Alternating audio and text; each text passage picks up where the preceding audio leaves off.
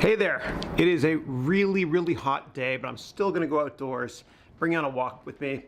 And as I mentioned in yesterday's vlog, today I'm gonna talk about side hustles, meaning making money on the side, doing other stuff while you work full time for somebody else. So here's what I'm gonna do. I'll first of all touch upon arbitrage, and then later on I'll put this on top of my Roberto Clemente hat.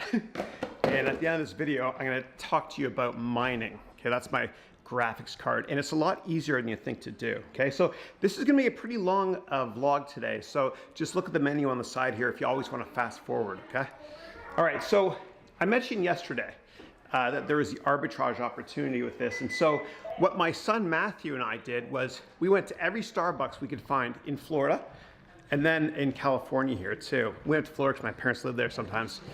And what we did was, oh, there's Christine. Hey, Christine. It's my wife. What else we got here? Dylan and Matthew watching TV. All right. There's Julian, that's Andrew's friend. All right, so anyway, we went to every Starbucks we could find.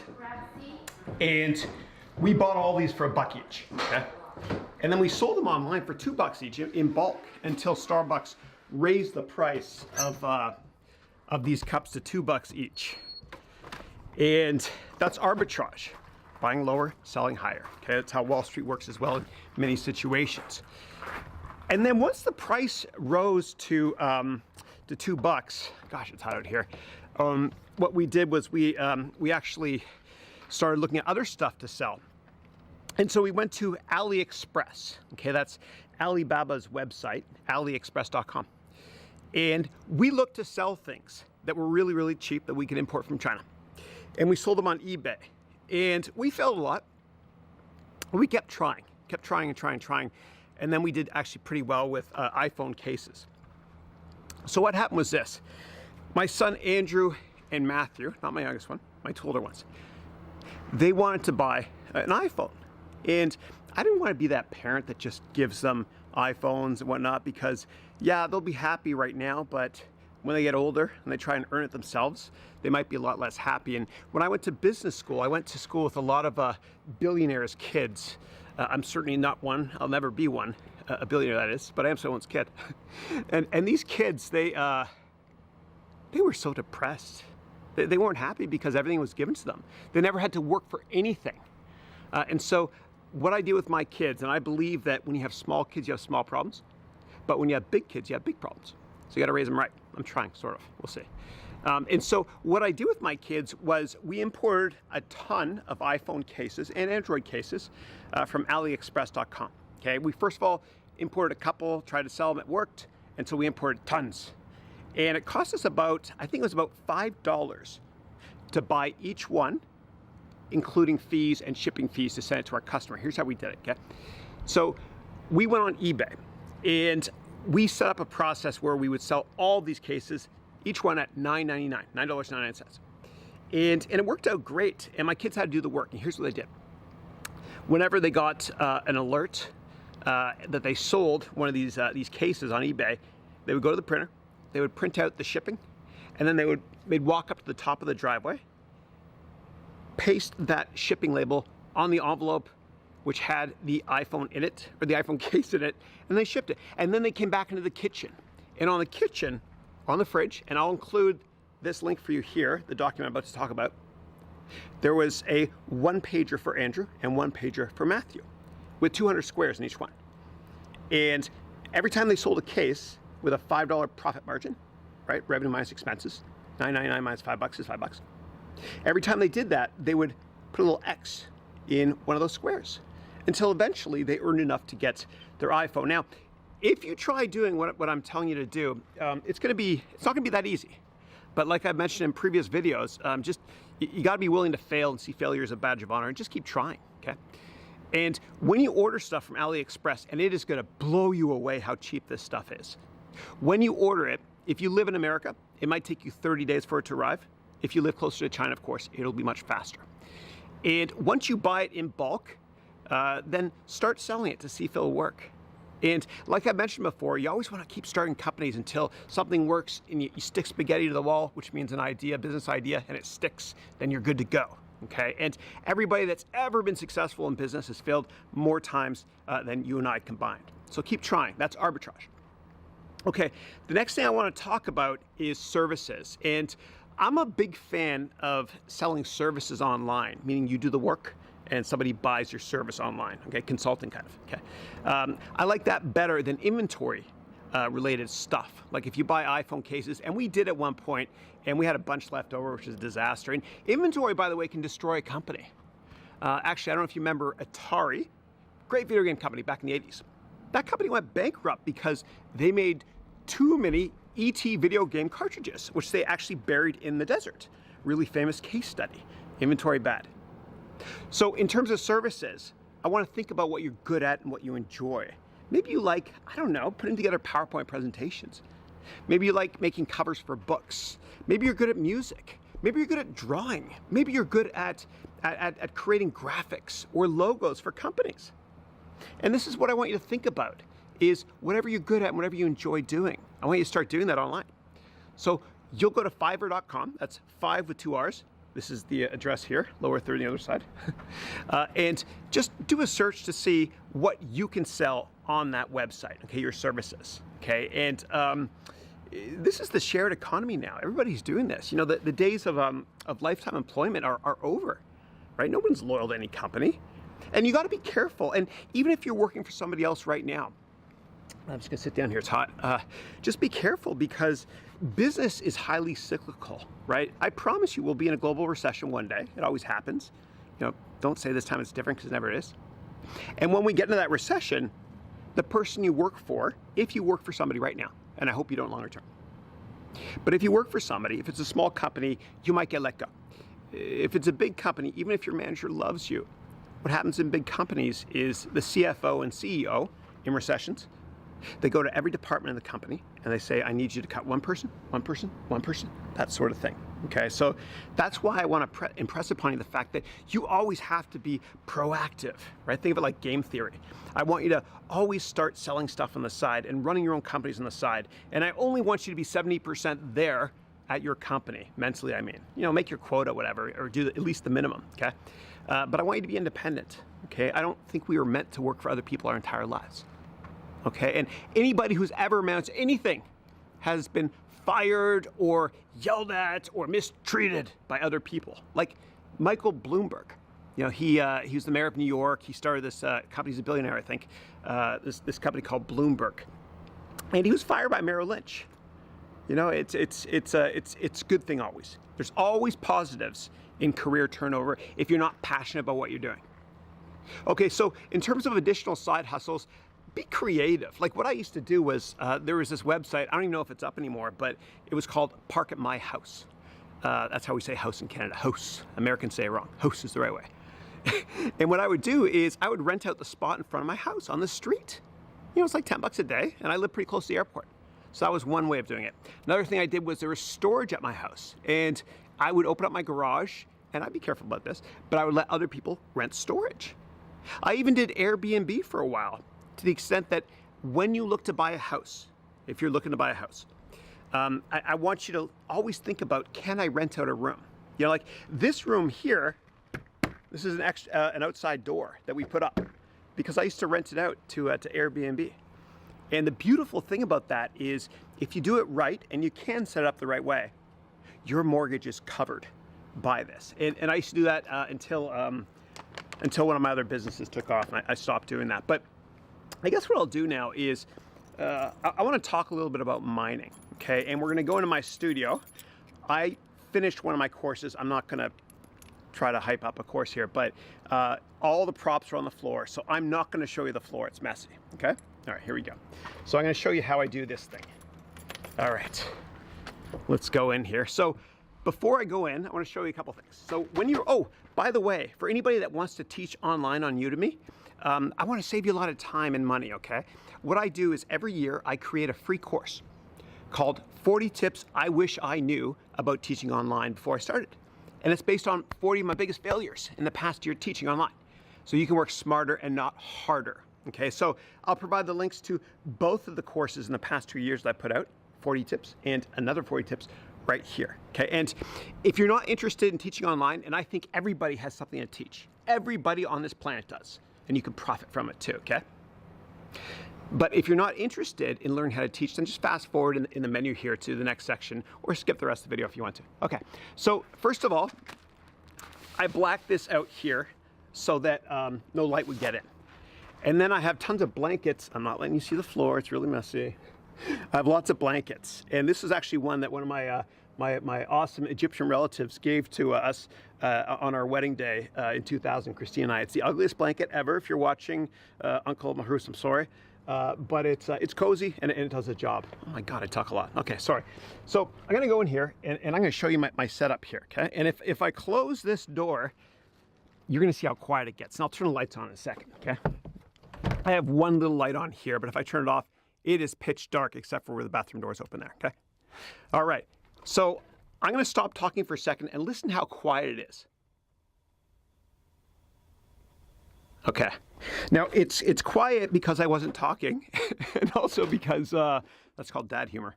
Also because there's blankets all over the wall and the ceiling. Okay, and that's one of my that's an iPhone holder for when I record straight down. Okay, so I'm going to turn on the lights right now, or at least some of them, and I'll be careful. You can't see the floor here because it is really messy. Okay, cool. All right, so that's one light. There's another light over here. Actually, I might boil if I put it on, but it has to be really well lit when you teach, because what's going to happen is you're actually going to have a white backdrop there that nobody's going to be able to see because it'll be so bright this way. And then you get rid of shadows. Okay, and so that's why there's multiple lights. So there's one at the back to get rid of shadows behind me. There's one here, and there's another one here that's off. See right here? Okay. And then there's one, the camera's under there. I just don't want dust to get on it. That's one light, that's another light, just to get rid of shadows. Sorry about the brightness there. I'm still trying to get this camera to work better. And then I have this microphone, which I'm gonna pick up because I don't want you to see the ground.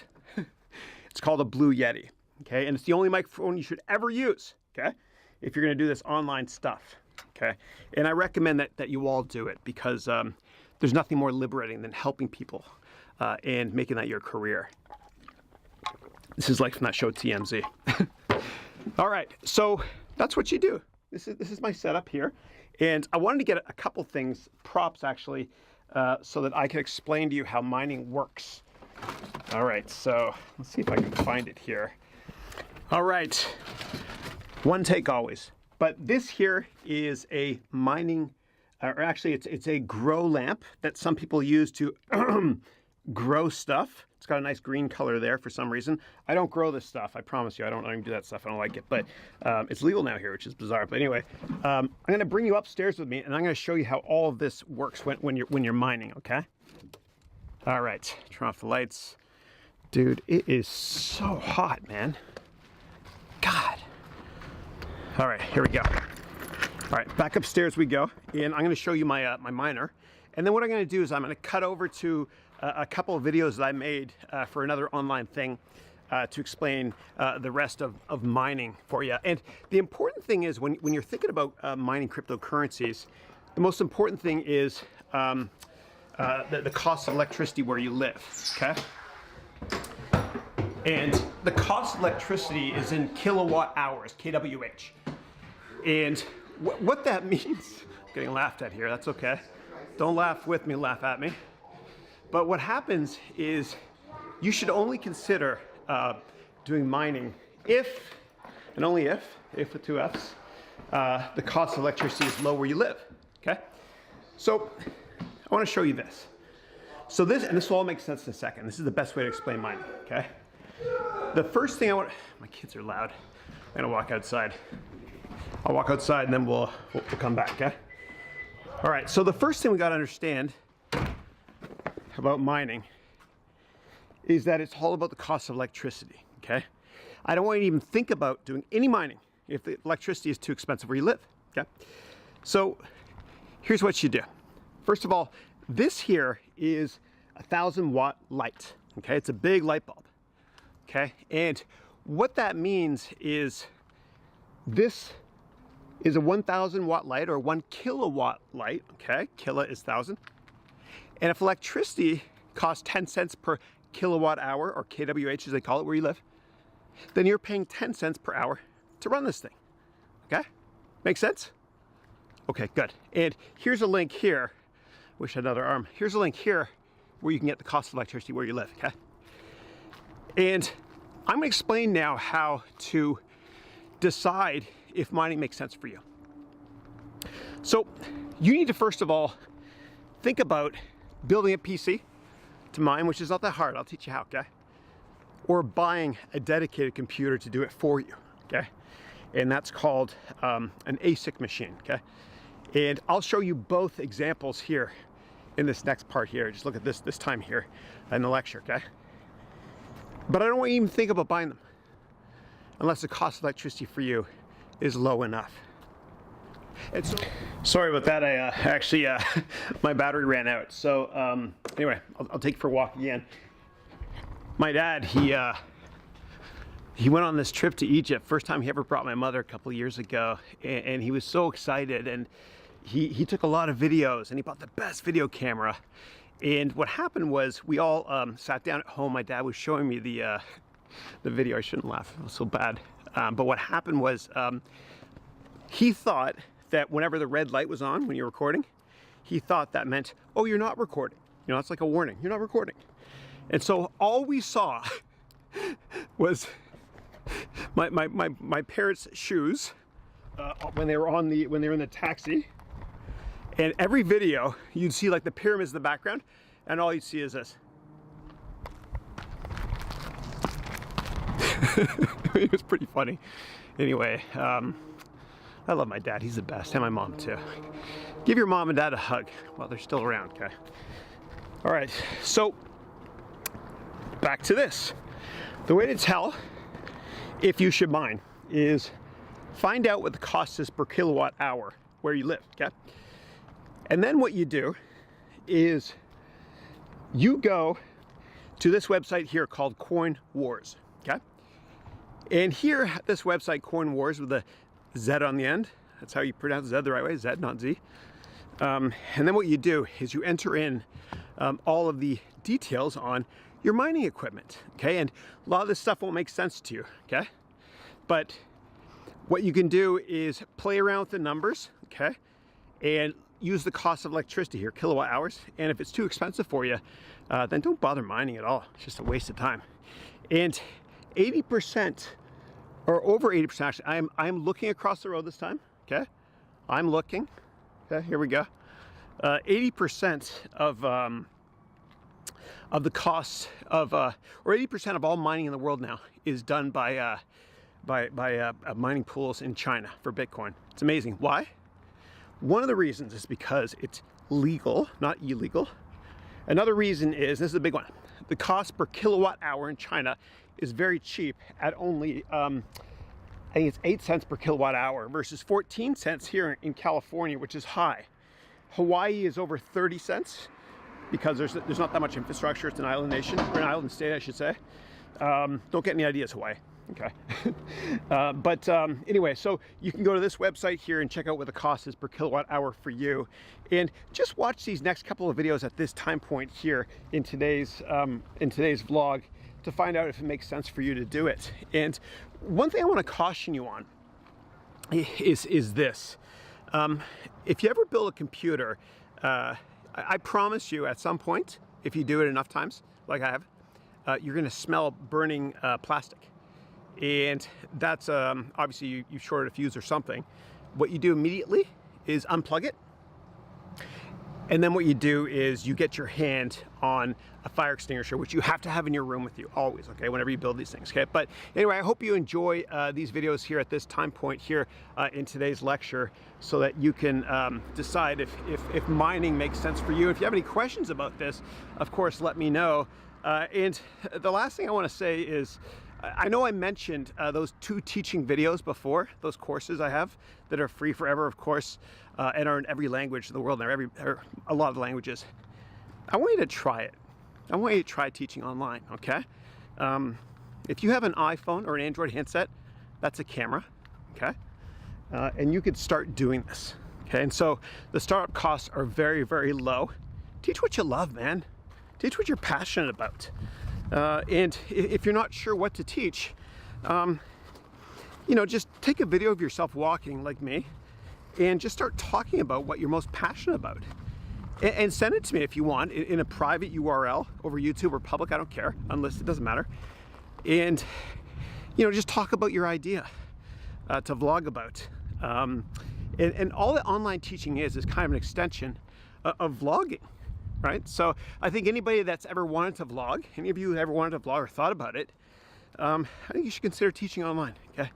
And Udemy is not the only option. There's lots of other ones too, okay? And as always, let me know if you have any questions, but it's so interesting how my kids consume media. It's different from my generation. They don't watch television. They watch vloggers. They watch YouTube.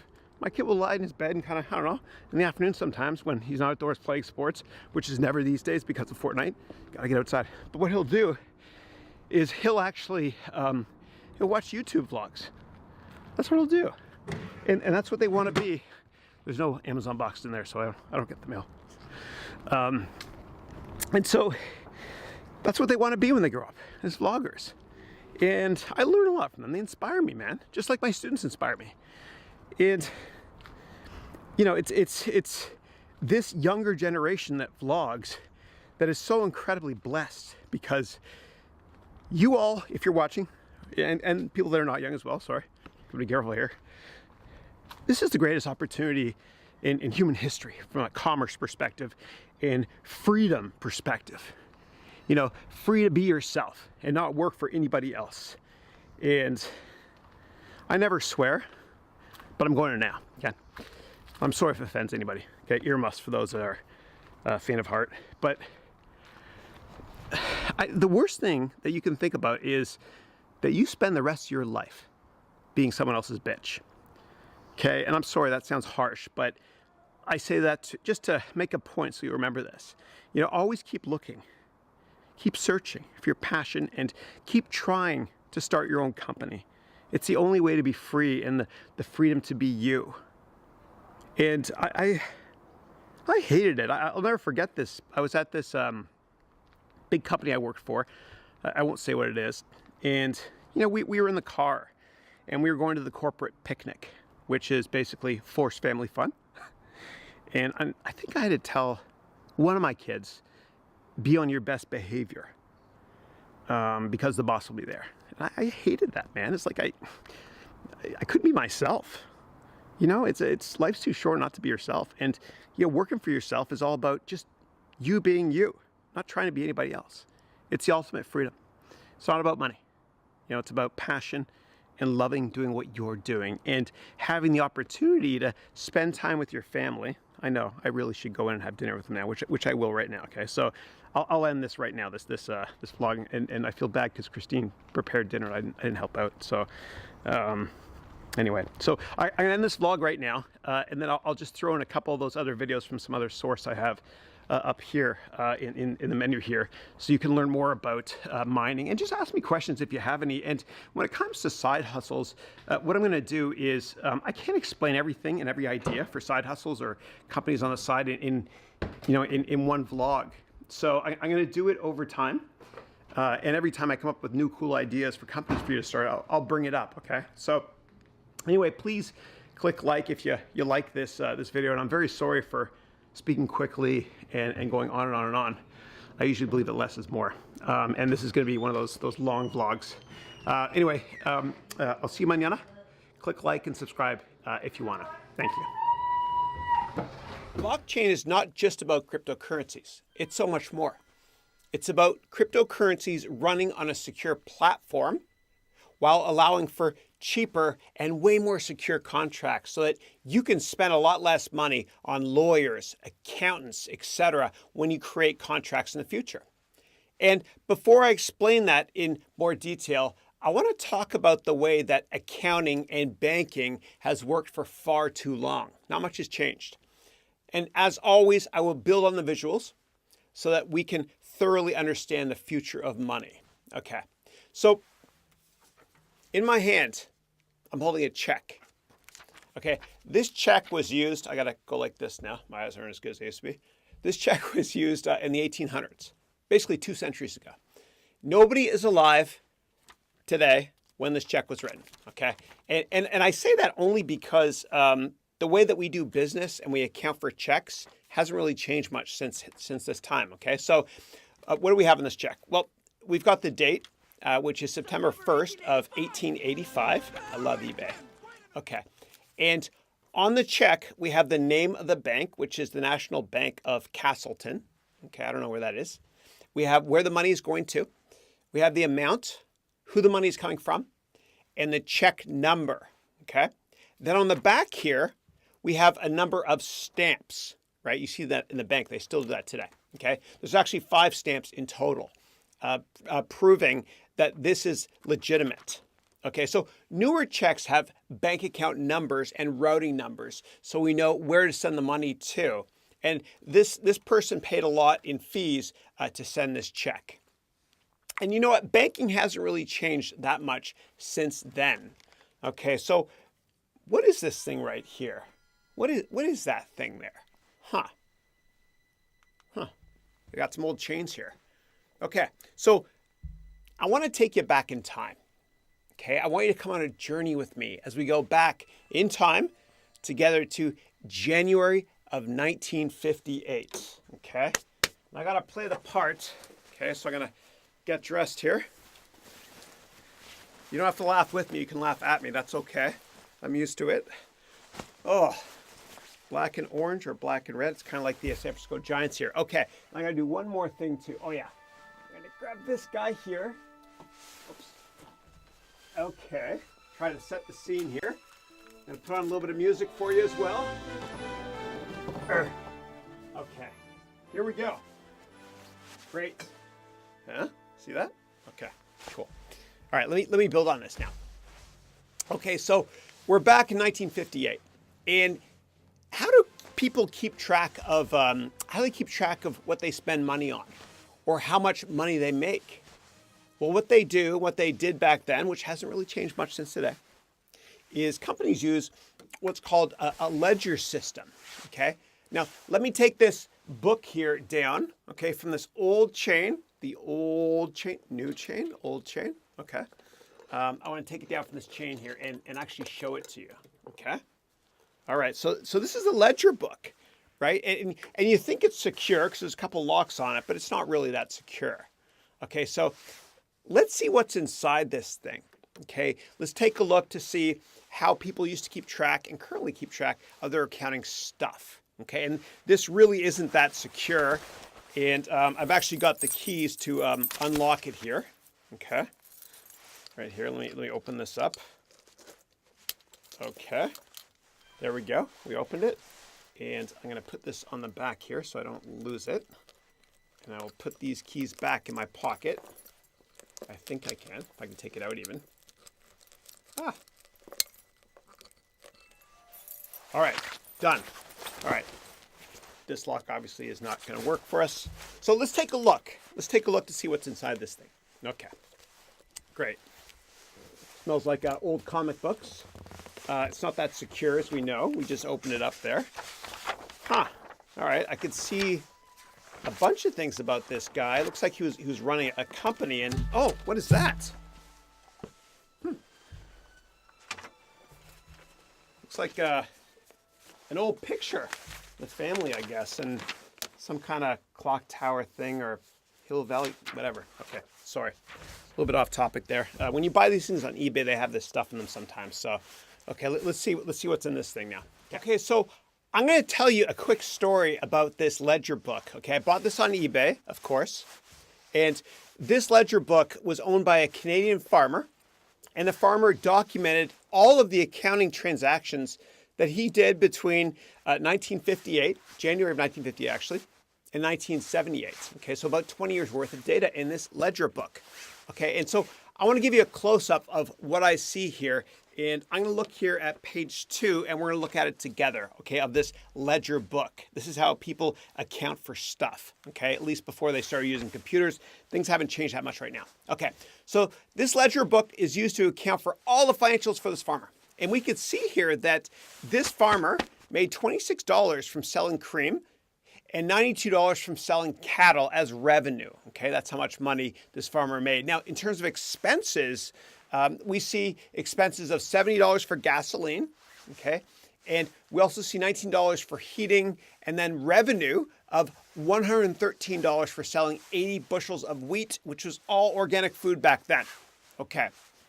In fact, we see every single transaction that this farmer made in 1958 on page 2 here.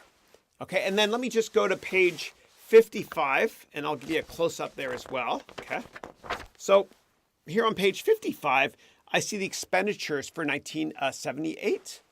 Here we have the farmer started to rent the land out in 1978. Maybe he was getting old. Maybe he had some financial issues. I don't know. And then he started selling his tractors in 1978. And then for whatever reasons, poor guy probably had to pay a lot in bank fees and accounting fees and legal fees over the years. I know that for sure, because everybody did. Okay, great. So the farmer also paid massive fees to send money to another country using Western Union here in the 1950s. Okay, he had to pay a doctor, the poor guy. Okay, I know there's socialized medicine in Canada, but he had to pay a doctor for some reason. Okay, poor guy. So we're going to call our Canadian farmer here for fun. Let's just call him Marty McFly. Okay, Marty McFly. I just made that name up. Okay, Marty McFly.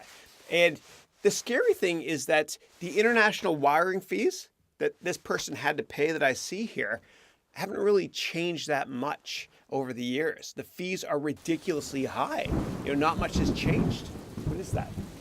Do you hear that? You hear that thunder? Huh. Hope it doesn't rain. All right.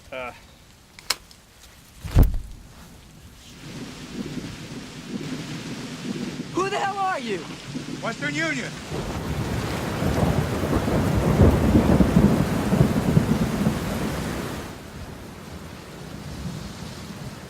Dear Farmer Marty McFly, if my calculations are correct, you're getting ripped off with high fees.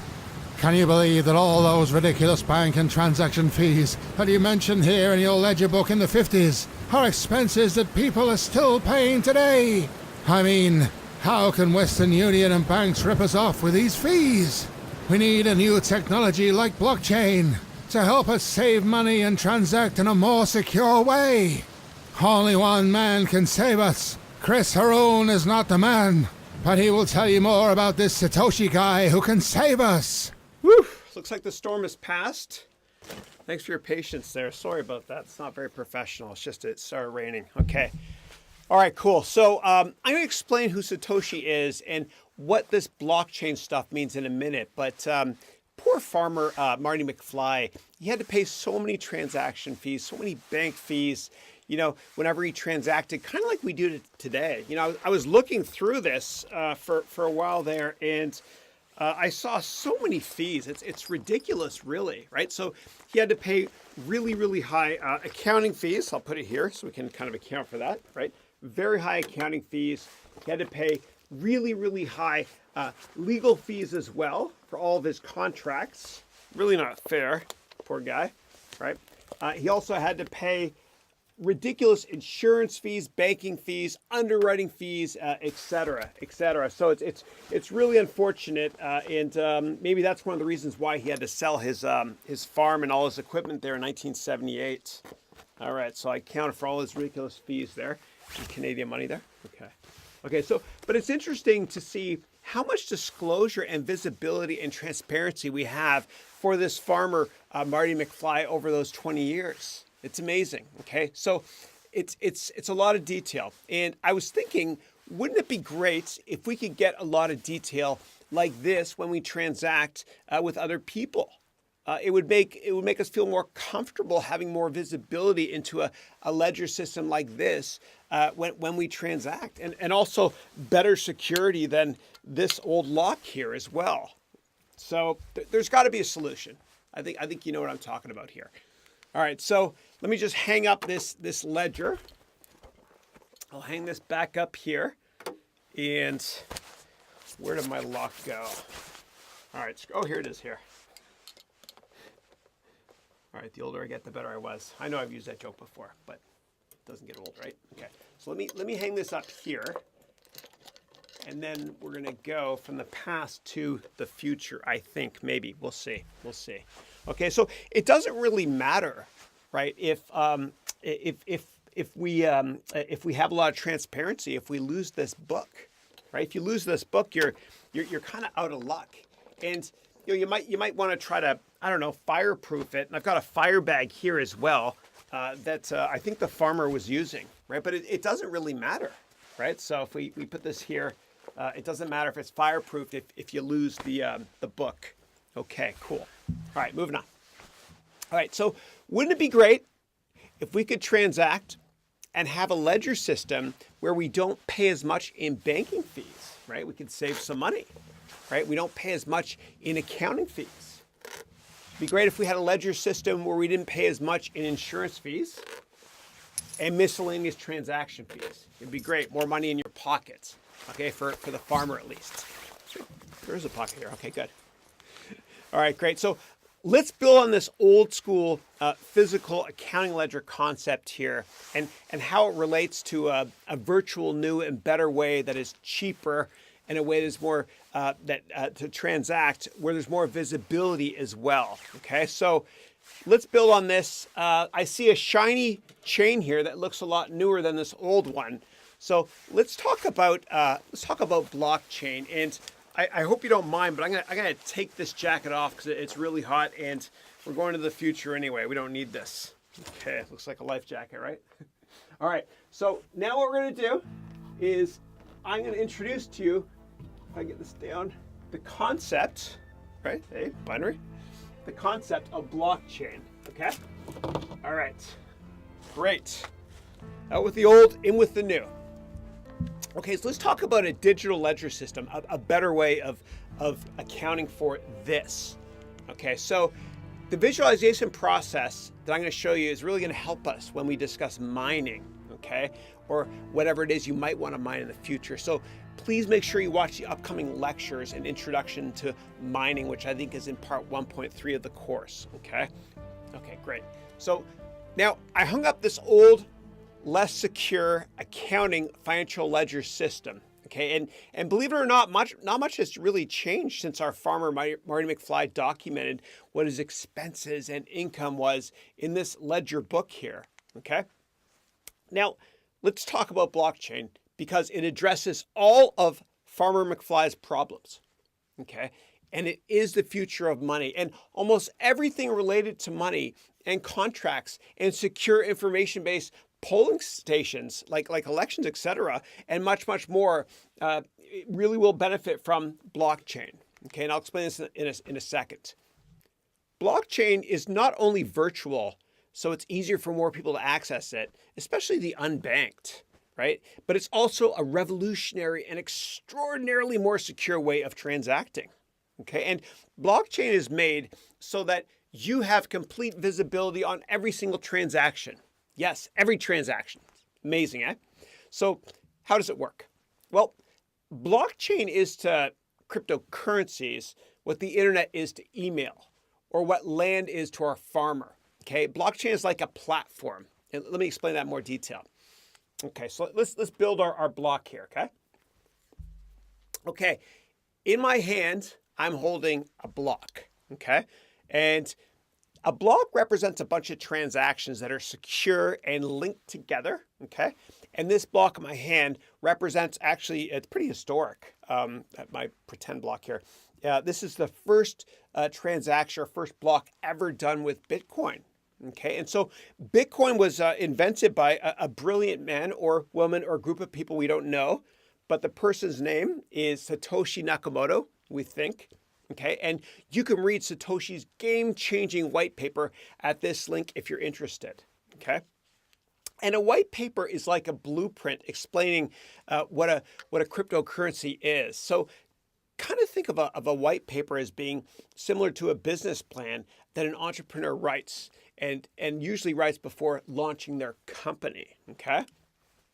And I mentioned the white paper now because when we discuss doing research on cryptocurrencies and initial coin offerings, which are ICOs, which we'll do in part 5 of this course, okay, and ICOs are like IPOs. When we discuss ICOs in the course, we're going to have to read about the white papers as part of our due diligence investment research process. Okay. All right, moving on. So Satoshi called the very first block or Bitcoin transaction the Genesis block, which is a really, really cool name. Obviously, it's somewhat biblical as well. And so this here, Genesis, was the first, okay? It was the very first block to actually get created, which is pretty cool. And you could see the permanent date on this first block, okay? January 12th, 2009, that was burned in, okay? Pretty interesting stuff. And during the first year of Bitcoin back then, you could buy 1,300 Bitcoins for literally $1. Wow, okay? And we can also see that the center of this block here is Satoshi. And Satoshi sent this to a developer named Hal Finney. From Satoshi to Hal, burned in. It's there forever. Okay. Also on this block here is this very historic 64-character hash address. Okay. They used to start with a lot more zeros. Okay. 64 characters. Amazing. Amazing. Okay. And Satoshi included the contents actually of this January 2009 article that you see here in this block, which indicates that Satoshi might have been in England at the time. And I'm going to put this image here of that the Times cover on this block. Okay, so let me put it on here as well, and let me just read the title of the article from the Times in 2009 that Satoshi referenced here. It says, "Chancellor on the brink of second bailout for banks." So you know what's on his mind then, or her mind, or their mind, whatever. Okay, cool. So there we go. I'm going to put this here. And what I'm going to do actually is I think I'm going to just hang this up here. Okay. And yeah, I'll hang it up here so you can see the address. Whoops. Okay. All right, cool. And we're going to build on this. And when our block gets really long, what I'll do is I'll hang them up higher. Okay, great. But the actual code for the Genesis block can be seen here.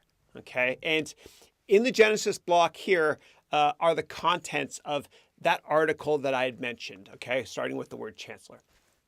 Okay, great. So we hung it up here and we're building our digital ledger. Okay, great. Now let's build by getting the second block here. Okay.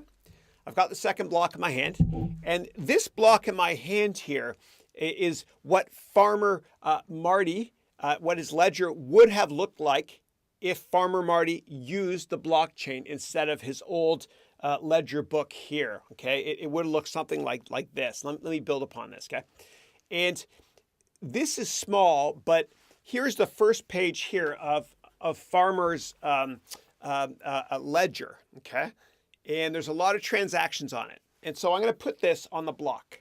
Okay. Okay, great. So that's the digital ledger. I'm going to keep building on this now as well. All right, great. So how do we know what order this block is in? Like, how do I know which one comes first, this one or another one? How do we know? How do we link to previous blocks? Well, there are links between all of the blocks. And I actually, I tried to put this together myself. I got really frustrated, as you can tell from this little video here. And I have my sons help out. I have 3 sons, and so I had to get 3 of these. I had to get 3 of everything. My wife, Christine, says that she has 4 boys, actually, in the house. So I don't know what that means. Okay, so I'm going to put this on here, and this will link to the previous block. Okay, so let me try to not break this time. Okay, cool. All right, so you've got, this was the address of the very first block, the Genesis block, number 1, okay, right here. And we've got a link here. So this is from Zelda. This is the character Link. Zelda is the princess, apparently. My kids were explaining to me. Actually, I explained to my kids, okay? I play Zelda. It is what it is. Okay, there we go. I'm honest. Very good transparency, okay? All right, so, but anyway, you've got Link here linking back directly to this block here. It's the same address. Okay, great. And then there's other details on this block as well, which we'll get to in a second. This took me forever to make, so if I drop it, it's not cool. Not cool. This is like my 10th take of this. Hopefully I'll get it right now. Okay. Okay, great. So again, link sort references the previous block. Let me build on this for fun. Okay, here's what I'm going to do. I'm going to hash the contents of a bunch of text. Okay, and I'm going to show you in a video how I do it as well.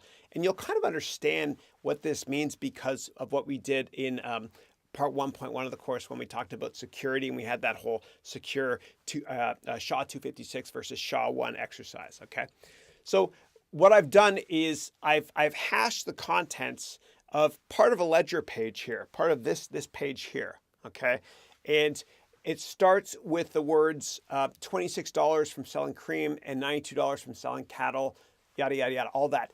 And all that long string becomes a shorter string, which here is hashed with SHA-256, starting with D, okay? D5, 6B7, all that good stuff, which you can see there in the video, okay? This is not an exact science, but let's just take that 64 character SHA-256 hash address and put it on our second block here, okay? I've got one of those printer machines I put on here.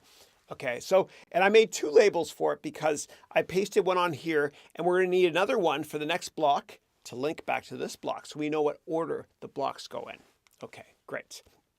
Okay, so we also have other information on this block as well, like who's it from and who's it to. So this looks like it was from Marty to the doc. Right, so anyway, it's more information on the transaction here as well. And this is burned in this block forever. So let's attach this now to the chain very gently so that link doesn't fall. And I have to get Matthew and Andrew to help me again. Okay, careful.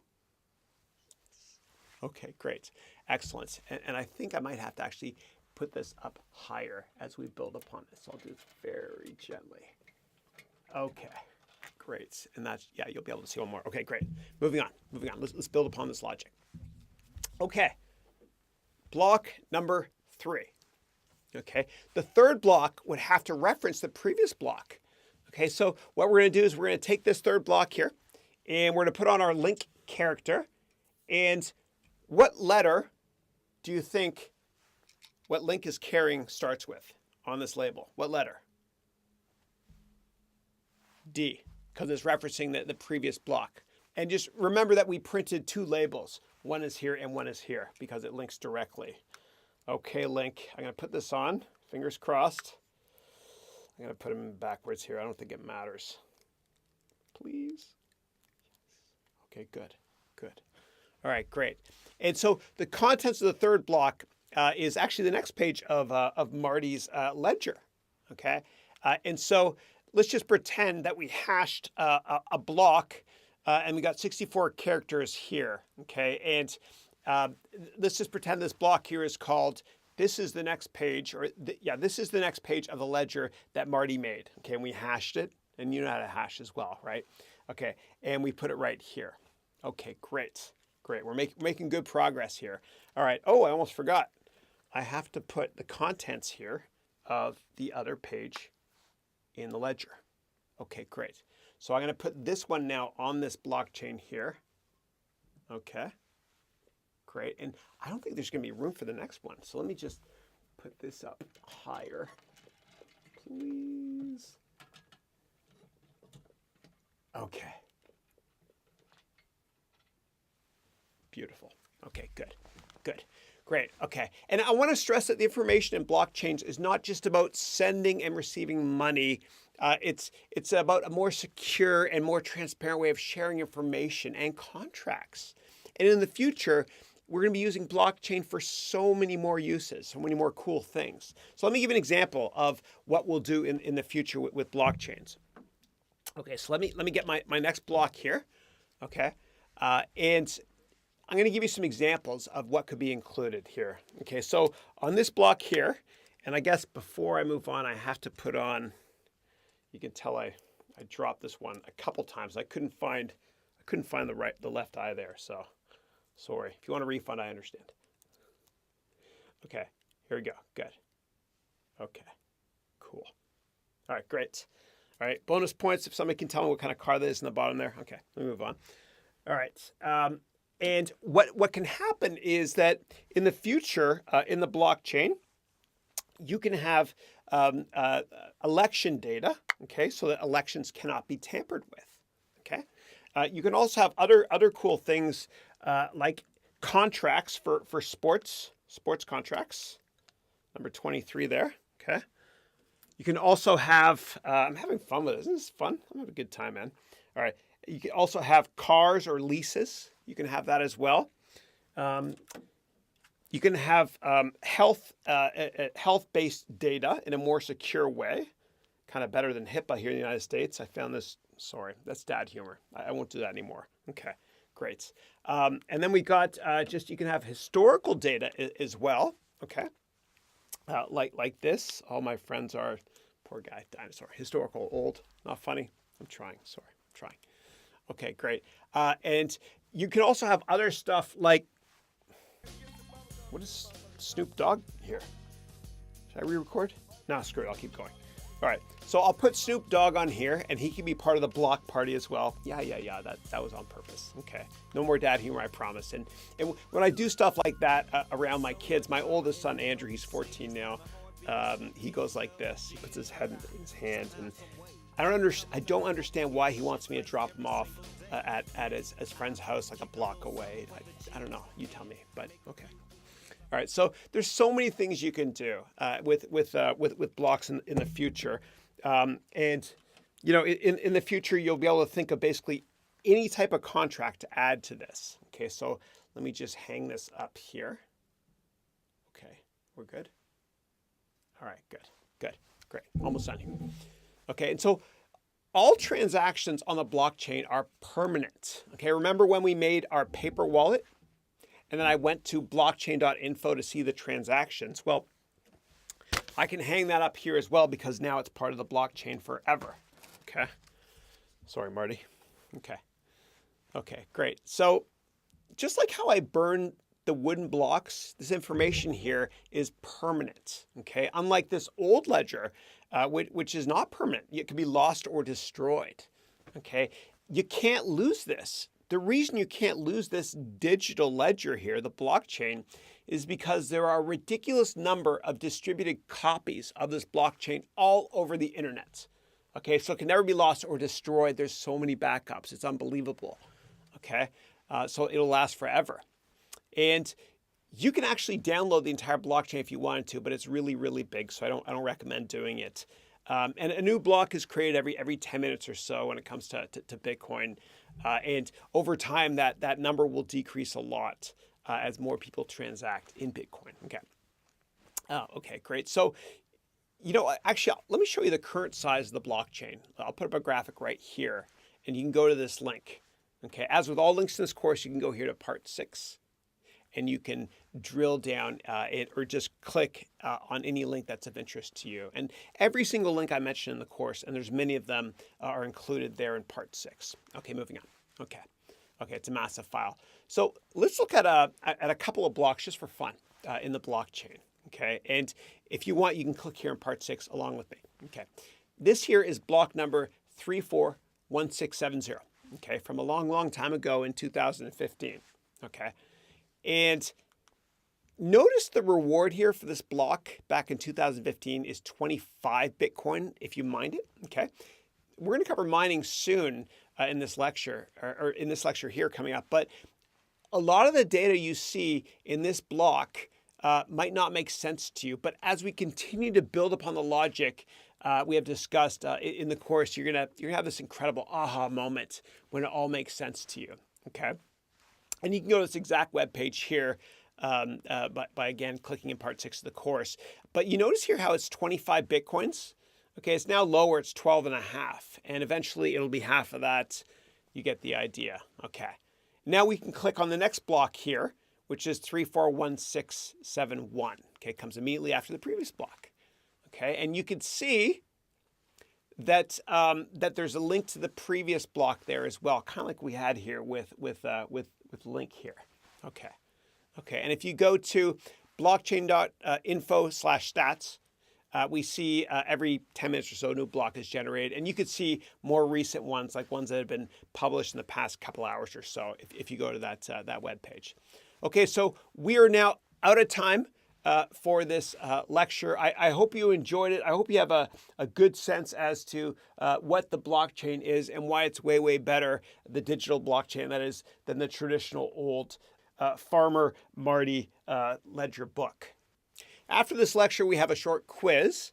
And then after that, now that you understand blockchain, we can continue the next part of the course, which is part 1.3, and build on this logic so we can discuss mining, which is awesome.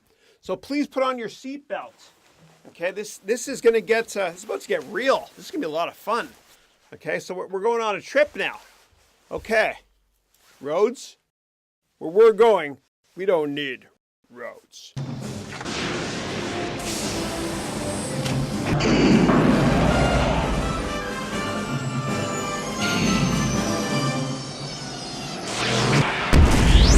In this lesson, we're going to build upon what we've already learned about the blockchain by adding more layers and concepts so we can introduce the concept of mining.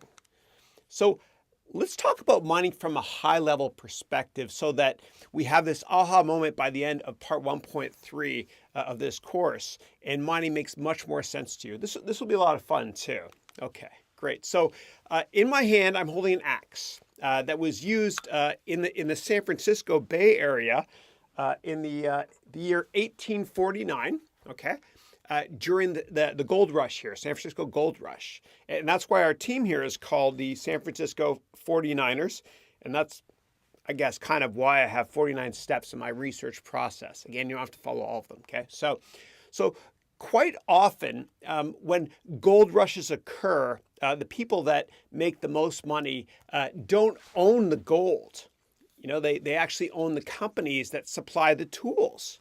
Right. And at first, I wanted to go to Levi's headquarters here in San Francisco and say how the whole jeans movement out here, the blue jeans, was started because of the gold rush. But that's actually not true. It came after the gold rush. So too much information, Chris, please. So as we think about investing in cryptocurrencies in this course, I also want us to think about which companies that supply products to cryptocurrency users will do extraordinarily well in the future. Kind of like what happened in the late 1990s with telecommunications and router companies like Cisco. You know, Cisco, ticker CSCO, was the internet sector in the late 1990s. And even today, I mention this because many cryptocurrency companies will eventually be going public, meaning that they will list on the stock market as part of an IPO or initial public offering. And so when we talk about cryptocurrency companies and the companies that make stuff for the cryptocurrency market in general, I want you to have Cisco, ticker CSCO, in the back of your mind, okay? And we're going to discuss ICOs, which means initial coin offerings, later in the course, okay? There's more ways to profit from this whole secular growth movement of cryptocurrencies than just buying the currencies themselves, okay? Cool. Back to mining. All right, I'm going to actually take this hat off. I hope you don't mind. All right, here we go. Okay, so miners in the Bitcoin world are mining for something better than gold, right? Because demand for Bitcoins, thank God they didn't hit my foot, but demand for Bitcoins in the long run will be much, much higher than demand for gold. And everyone uses currencies, but not everyone uses or needs gold. And the price of any product, as we know, is always based on supply and demand. And the number of Bitcoins that will ever be produced or ever exist is 21 million Bitcoins. So there's a dearth, there's a supply limit. And that limit will be by the year, I think, 2140. 2140, all 21 million coins will exist. And I'll explain how this process works as we go through this course. There's actually a good reason why people talk about digital gold, right? And people think of Bitcoin as being like gold and other currencies having different purposes. And when we talk about other currencies in more detail in part 1.4, as well as during all of part 2, I'll talk about the purposes of other cryptocurrencies. But the bottom line is that other cryptocurrencies exist, not just because of this everyone wants to get rich process, whatever, but more importantly because Bitcoin has limitations, which I'll talk about as well. Okay, all right, let me put this down because I'm not very good at sports. Okay, so several years ago, the Washington Post put out this chart of the amount of US dollars in circulation. And it's fascinating. And it's no wonder that Satoshi, let's see if I got him here. Yeah, remember this was the first block I ever sent from Satoshi to Hal. Okay. Okay. It's no wonder that Satoshi started Bitcoin apparently in 2009, as the writing really was on the wall in terms of how diluted the supply of dollars would get. And we know for a fact that mathematically there won't be more than 21 million Bitcoins ever to be created. Okay, and so Bitcoin and cryptocurrencies in general are for the most part regulated by mathematics. Okay, and you might be thinking, Chris, wait a second. 21 million Bitcoins is not that much. You're right. However, Bitcoins are expensive. So many people now own fractions of a Bitcoin. And you can buy what's called one Satoshi, which is 100 millionth of a single Bitcoin. You can slice and dice these things, okay? Just like with the American dollar, the lowest denomination you can get is a penny. But with cryptocurrencies, you can actually slice and dice a lot more. Okay. So how does all this mining stuff work? Well, the brilliance of Bitcoin mining is that there's I don't want to get hit by these things, sorry, is that there's a reward whenever you mine. And the reward goes to whoever makes the blockchain more secure. And so capitalism is the quintessential motivator in this industry of cryptocurrencies. Fascinating, isn't it? So how does mining work? Well, it's similar to digging for gold or drilling for oil or any natural resource. Initially, it's relatively easy to do so, as not many people are looking for gold or oil, right? There's very low-hanging fruit, as they call it. And the gold and oil industry was initially close to the earth, right? And there was, again, a lot of low-hanging fruit. And it was so easy to mine gold at first, as some miners would just, put a basket in the water and they would be able to get some gold. And the same thing with oil. It was easier to mine oil years ago as a lot of it was very, very close to the surface, right? And there wasn't that much competition. And then what happened was there was a lot of competition for oil. These companies like Petrobras, as well as Exxon and many, many others, ConocoPhillips, Chevron, et cetera, started mining oil. And you had to actually go offshore and create these big rigs, right? And there's a company called Transocean that makes these massive rigs offshore. And Petrobras does a lot of drilling offshore as well, deep, deep, deep in the ocean off the coast of Brazil. And there's a lot of parallels when it comes to rigs, when it comes to mining for oil and other commodities and cryptocurrencies. We're actually going to be creating our own rig, and we'll be talking about mining rigs like these ones here and many others as we mine cryptocurrencies. There's the same mindset. And years ago, it was really, really easy to mine Bitcoin because there wasn't that much competition. And you didn't have to use those computers or really, really expensive graphics processing units. So initially, what we did years ago is we used computers kind of like this, okay? So I want to introduce this to you. If you haven't seen this before, this is a Raspberry Pi. It's great to get your kids involved with these things too. They're little computers. And initially, when we started mining cryptocurrencies, we used computers that are kind of like this. They didn't have much processing power because there wasn't much competition. So instead of using a big axe, right, to get gold, you can use little ones back then. Okay, I hope that analogy makes sense. And I want to show this to you only because when we build our computer in this part of the course, part 1.3, it's going to look a little bit like this, but obviously much bigger. So let me open up this Raspberry Pi. I'll take the case off. And our case, when we make our computer later on in this part of the course, is actually going to be open concept, because what happens is the graphics processing unit chip, which I'll explain soon in detail, uses a lot of electricity and generates heat. Okay, so this open concept here for this Raspberry Pi, here you've got some USB ports in the back. This is kind of like a motherboard, which we'll build in a couple minutes, okay? And then you've got Ethernet connection as well. And what we'll do is we'll have an Ethernet port on our computer that we build so we can connect to the internet and mine cryptocurrencies. And then you've got a couple of chips here. We're going to use a chip from AMD because it's cheaper, the one I could find. And then we're also going to use a graphics processing unit, GPU. This one here uses Broadcom, which is like Fraudcom. Sorry, I worked on Wall Street years ago, and we used to call it that company, Fraudcom, because they pre-announced negatively, and a lot of people lost money one time. Actually, I'm kidding, not one time, many times. Okay, so and this here actually, it's a little heat unit. You can't see it that closely, but whoops, sorry, the microphone there. But actually, let me see if you can see it closer there. If not, Chris, just zoom in here. Okay, and this here is to absorb heat. Okay, and that's an important thing to mention because these cryptocurrency mining machines use a lot of electricity and generate a lot of heat. Okay, so I'm going to put this little Raspberry Pi down. I don't know why they call it Raspberry Pi, but it's kind of a cool name, I guess. All right, moving on. Okay, cool. So back then, the price of Bitcoin in 2009 was really, really low.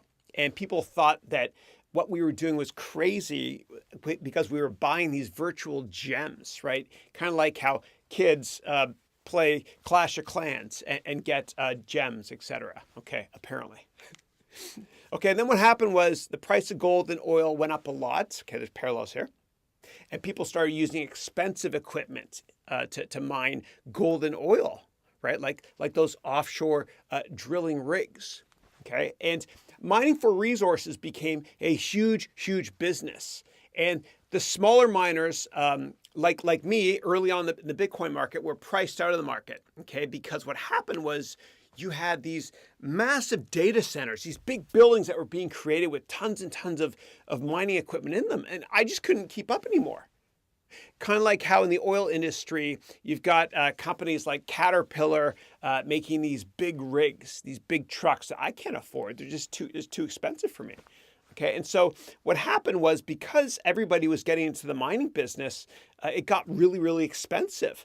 And what happened was people actually pooled together and became part of a big pool, right? Their strength in numbers. And I'll explain that to you in a lot more detail when we mine Bitcoin in 2.1, that's part 2.1.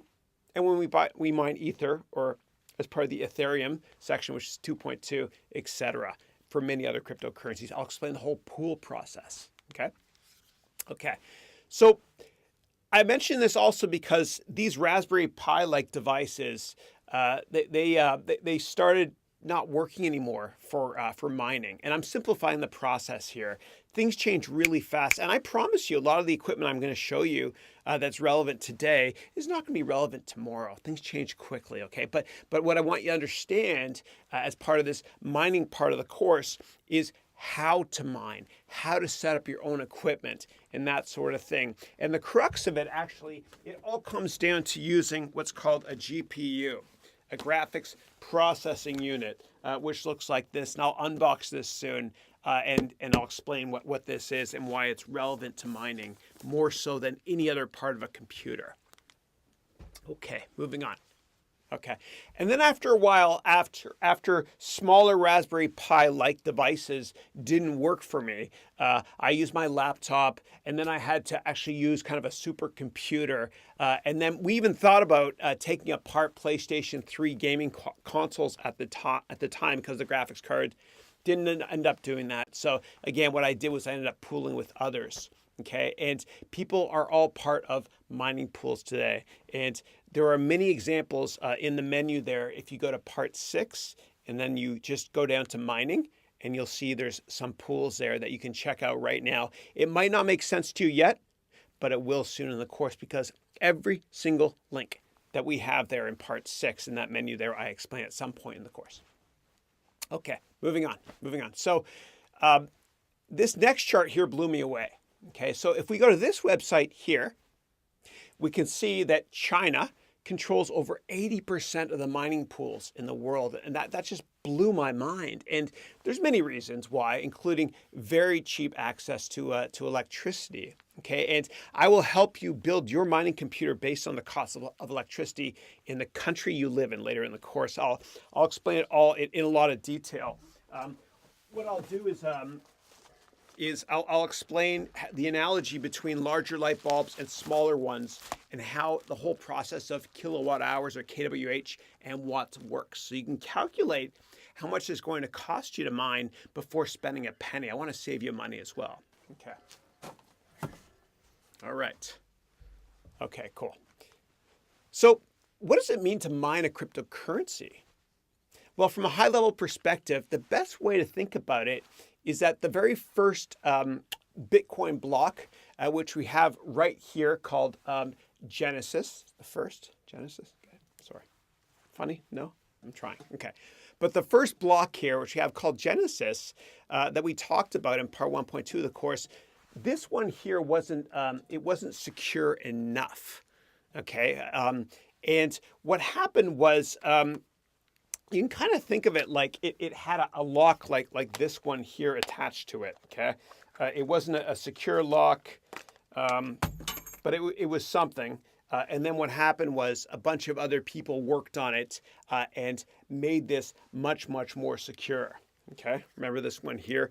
Remember that address we have here on the side, all starting with zeros, okay? It's an important and historic Bitcoin address there too. Okay, great. So what happened was, if we could incentivize people, meaning miners, to crack the code, right? Then what happens is, think about it kind of like when you break your arm and it grows back stronger, right? So it's kind of like that process when you mine. There's a mathematical problem that somebody has to crack. And once they crack it, this kind of grows back stronger, okay? I'm simplifying it. I'm going to build upon that in a minute because it's somewhat accurate, okay? Okay, so how do we make this first Genesis block stronger? Well, it was easy back then because it only took, one quick little step, right, so to speak. This lock is see-through, so it's not secure, and it's easy to open it up, okay? And I looked into how to open these things just for fun. If you got to kind of think like a hacker when you're teaching a course and this sort of thing. And I kid you not, but I bought a hacking kit just to kind of check it out, right, for hacking locks, made by a company called Honest, the Honest Lock Company. Anyway, sorry, too much spare time on my hands. But anyway, you got to kind of think like that too if you want to work on hacking, computer vulnerability, networks, all that sort of stuff. Kind of like your house, right? You got a burglar alarm in your house, so do I. But when I put it in, I thought to myself, okay, if somebody gets through that crawl space there, I should probably put a sensor there, that sort of thing. Okay. All right, let me move on now. Okay, so we understand the analogy, Chris, but how does this really relate to technology? Okay. So we make this Genesis block more secure by taking the SHA-256 hash here, okay, which we know is 64 characters long. Remember this guy here? Okay, remember that. That's historic. And again, I'll oversimplify this, okay, but we're going to build more logic on this. But if you wrote a program that cracked a special piece of code on the first block, then your solution is used to secure this block and the others below it, and you get rewarded for cracking the code, so to speak, okay? And your solution is then used to help calculate the solution for future blocks. And each time you secure another block, the ones behind it become even more secure, okay? So the ones up here, okay? So that future Bitcoin blocks here that are getting built next are more secure, okay? This is starting to make sense, right?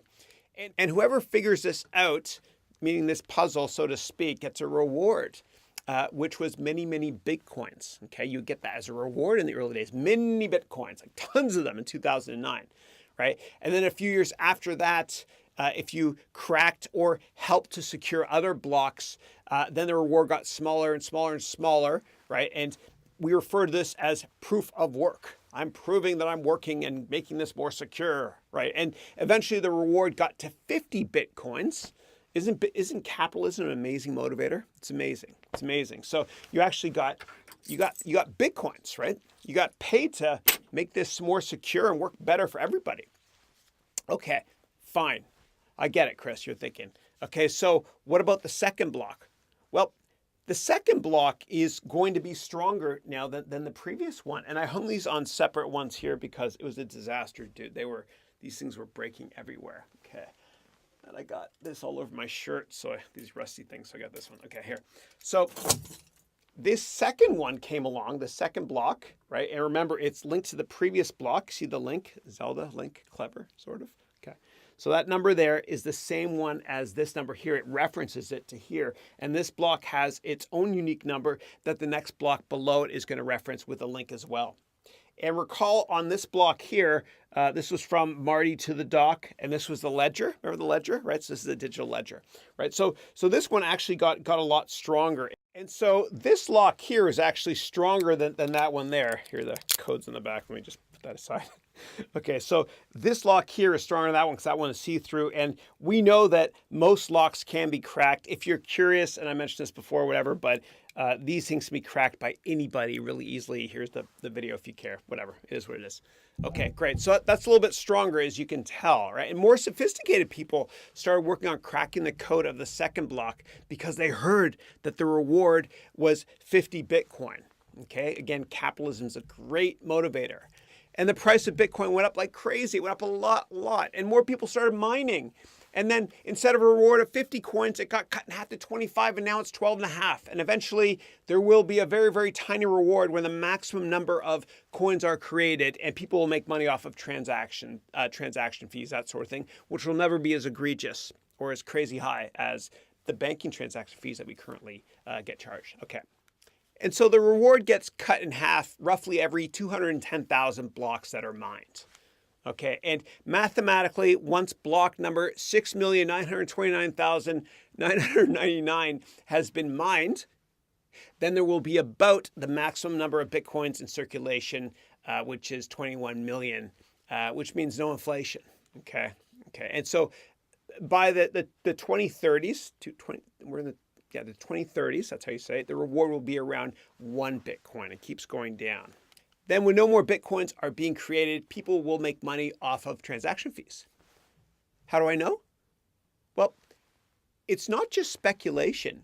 As Satoshi wrote about this on page 6 of 9 of the Bitcoin white paper, which you can download from right here. Okay, and well, we know that the second block here is more secure. And you and I can literally crack this black padlock here, as we know, in 8 steps. Okay, I'm not going to bore you with the details. We talked about that before. Now, by the time we get to the third block here, let me see if I can not drop this again. Okay, by the time we got to the third block here, it's much, much safer. Okay, and so I'm going to put this on here. You know what I have to do, actually? I have to put this up here. Okay, Link, if you drop, I'm not putting you back together this time. I promise. I mean it this time. Okay, so here we have the third block. And the third block is getting even more secure. I've got that double enforced up there. We should be okay.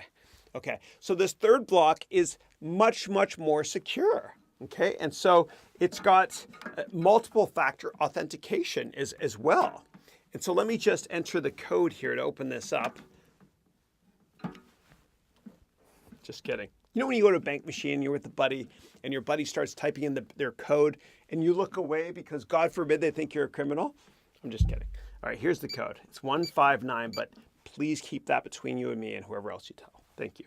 Okay, open. Okay. Aha, good. And I'm going to put the third block in here. All right. See how it's getting more secure? And remember, this one here referred to the previous block, D56. And here we have, do you see D56 there? Yeah, good. Okay, great. And here's part of the ledger from Farmer Marty. And here's the link. And here's the number of this block. So it starts with 4 7s. All right, so I will put this in here. And Link, if you break, I don't care. I'm not fixing this. I'm not picking that up. Okay. Sorry, I was just giving Link attitude. All right, good. We're locked. Excellent. Great. It's getting safer and safer and safer now. See? Stronger, stronger, stronger. So I guess the next ones have to be even stronger. I don't know what I'm going to do there. I'll figure something out. Okay. All right, so clearly this block is stronger. The next one has to be even stronger.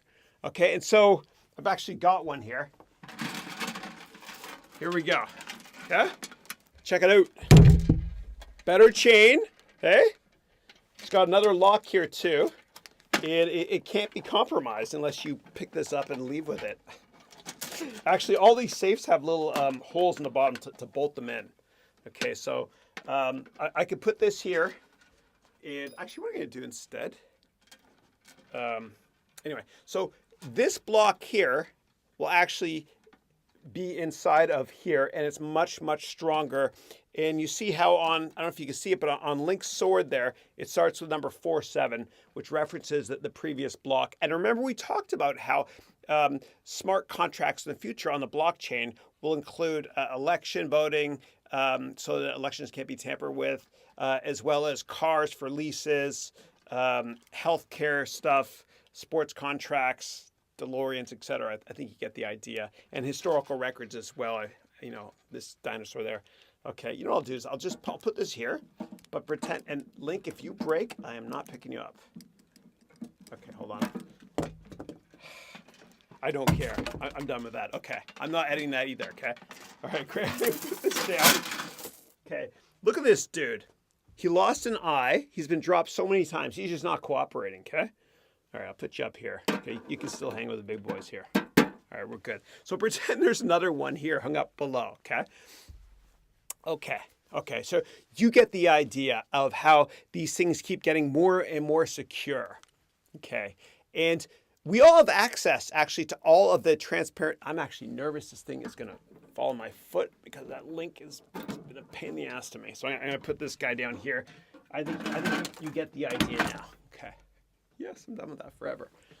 All right, that is finished. All right, we're good to go. Sorry, I digress. Okay, so we all have access to all of this awesome transparent data online in the blockchain. And we eliminated the middleman.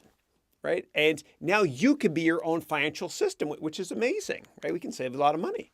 It's just we have to worry about security. And when I talk about wallets as well, I will help you understand security much better. Instead of just the public-private stuff I taught you before, we're going to talk about multiple factor authentication. Off topic. Okay, so the incentive is in place to make all of this really ingenious security a reality. And without the 2008 crisis, Bitcoin would likely not exist today. Okay, that's just my humble opinion. And sometimes you need a storm to clear the skies. And Bill Gates once referred to the concept of friction-free capitalism. And finally, because of the whole mining process, this has become a reality.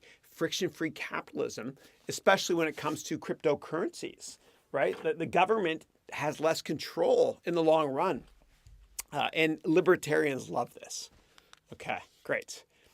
Now, how this whole process of paper currency still exists today is astonishing, right? Instead of the new secure version of money that we talked about. And the fact that more than 2 billion people, it's going to charity, that's the fact that more than 2 billion people are unbanked is extraordinarily unfair. It's not fair. And the beauty is that when you think about the future of money, people will be using their smartphones if they can't get bank accounts, and they'll be able to bank on these things using cryptocurrencies or microtransactions. I'm really excited about the future when it comes to currencies. There will be a lot of speed bumps, of course, as with anything new. There are those that will try to scam the uninformed, and part of my my humble role here is to help you not get scammed as we do our due diligence investment research process throughout this course. Okay, so when thinking about the future of money, not only will more people have access to cryptocurrencies using their smartphones, but I think that cryptocurrencies will lead to governments either creating their own cryptocurrencies or improving the security of existing ones. And they really have to, because cryptocurrencies could be the biggest threat to national security. And traditional currencies, until now, really had no competition And we know what happens with monopolies. They don't innovate unless their livelihood is somewhat threatened. One day in the future, you will be telling your grandchildren about how banks used to work, and your grandchildren will look at you astonished, and your grandchildren will say to you, "Do you mean to tell me that banks charge you a fee to take out some of your hard-earned money from a bank machine while they lent your money to other people, and at the same time, the government diluted the value of your money by printing more of it, while credit cards all got away with charging you 20% on money you spent?" I can't wear this, sorry. And do you mean to tell me that the CEOs of these big banks almost destroyed the world in 2008? And then a few years after that, you as a taxpayer bailed them out, and those same CEOs got paid record bonuses? Why did you stand for that? And why wasn't there a redistribution of wealth and competition for better currencies? Well, that's a great question. Quiet, old man. I'm not finished. Then when you wanted to send money overseas to your brother, some old company called Western Union charged you crazy high fees while taking a few days to transfer your money? Then at the end of every year, you actually paid somebody called an accountant to tell you what you did with your money during the year, so that you know potentially how much more money you need to pay the same government in taxes that diluted your hard-earned money? I mean, WTF? Oh, Grandpa, that stands for why the face? I would likely respond to my punk grandchild with something like this. Well, we had to use our currency. I mean, we didn't really have any choice. And I actually even wrote a thesis about this when I was at Columbia University doing my MBA years ago. It was called Investment Banking and the Internet. And then I wrote The Financial Power Shift from the Institutional Investor to the Retail Investor. And I got it nicely bound, which is why I think I got an okay grade. Whatever. It was fun to put together. I made a lot of mistakes. But I wrote this in 1999. And I was always interested in the libertarian efforts of individuals having much more power in the long run instead of being over-governed, so to speak, okay? What I was missing, though, in this paper was why anyone would bother trying to change the banking system, as bankers make so much money, and they donate to political campaigns, etc., okay? And if it weren't for 2008 and the fact that we were within 24 hours of bank machines actually not working, this here would still be a pipe dream, okay? And so now there finally is competition, and we know that competition is great for the consumer. And if all we had were iPhones and there was no Android, then we would still be paying a ton of money for operating system upgrades like this. Let me show you here. I was explaining this to my kids that I don't throw anything out. It drives my wife crazy and my mom too when I was growing up, which I still am kind of. But I was explaining to my kids, I was like, you guys are lucky, right? They get excited when a new version of iOS comes out because there's all these cool new features. But I had to pay for this. I had to pay for this Mac system upgrade on 1.4 megabyte floppy disk. I had to pay for this Windows 95 upgrade, which was basically Mac 84. It was a nice upgrade though to Windows 3.1. And then when I had my servers, I had Windows NT Workstation. But I had to pay for all these upgrades. And the reason I'm spending a couple seconds on this is because competition is good for the consumer. And this whole cryptocurrency competition with fiat currencies is fantastic for us. Okay, it's amazing. It's amazing. Okay, cool. We just covered a lot so far. And this is still the first part of the course, okay? High level drilling down, okay? Next up, what we're gonna do is a very quick mining quiz to kind of reinforce the high level concepts we learned in this lecture. Then we're actually gonna, this will be fun. We're gonna take apart this ant miner, which is made by a company called Bitmain. I'm gonna show you what's on the inside, right? Should be fun, this mining rig. And then what we'll do is we're gonna build a computer from scratch. Okay, even if you have no experience doing this, even if you don't know what a CPU is. Okay, we're going to do it from scratch. It's going to be a lot of fun. And you'll know exactly how to do mining by the time we're finished with part 1 and part 2 of this course. As always, if you have questions, please let me know, and thank you. Mining Bitcoin has gotten really competitive, and therefore, unlike most other cryptocurrencies, we can't really mine Bitcoin anymore on a normal computer. So in order to mine Bitcoin, we have to use a special tool that does one thing really, really well, meaning all it does is mine Bitcoin. And they look like these ones here. Okay, so these tools here are what are called ASICs. Okay, and ASIC stands for Application Specific Integrated Circuit.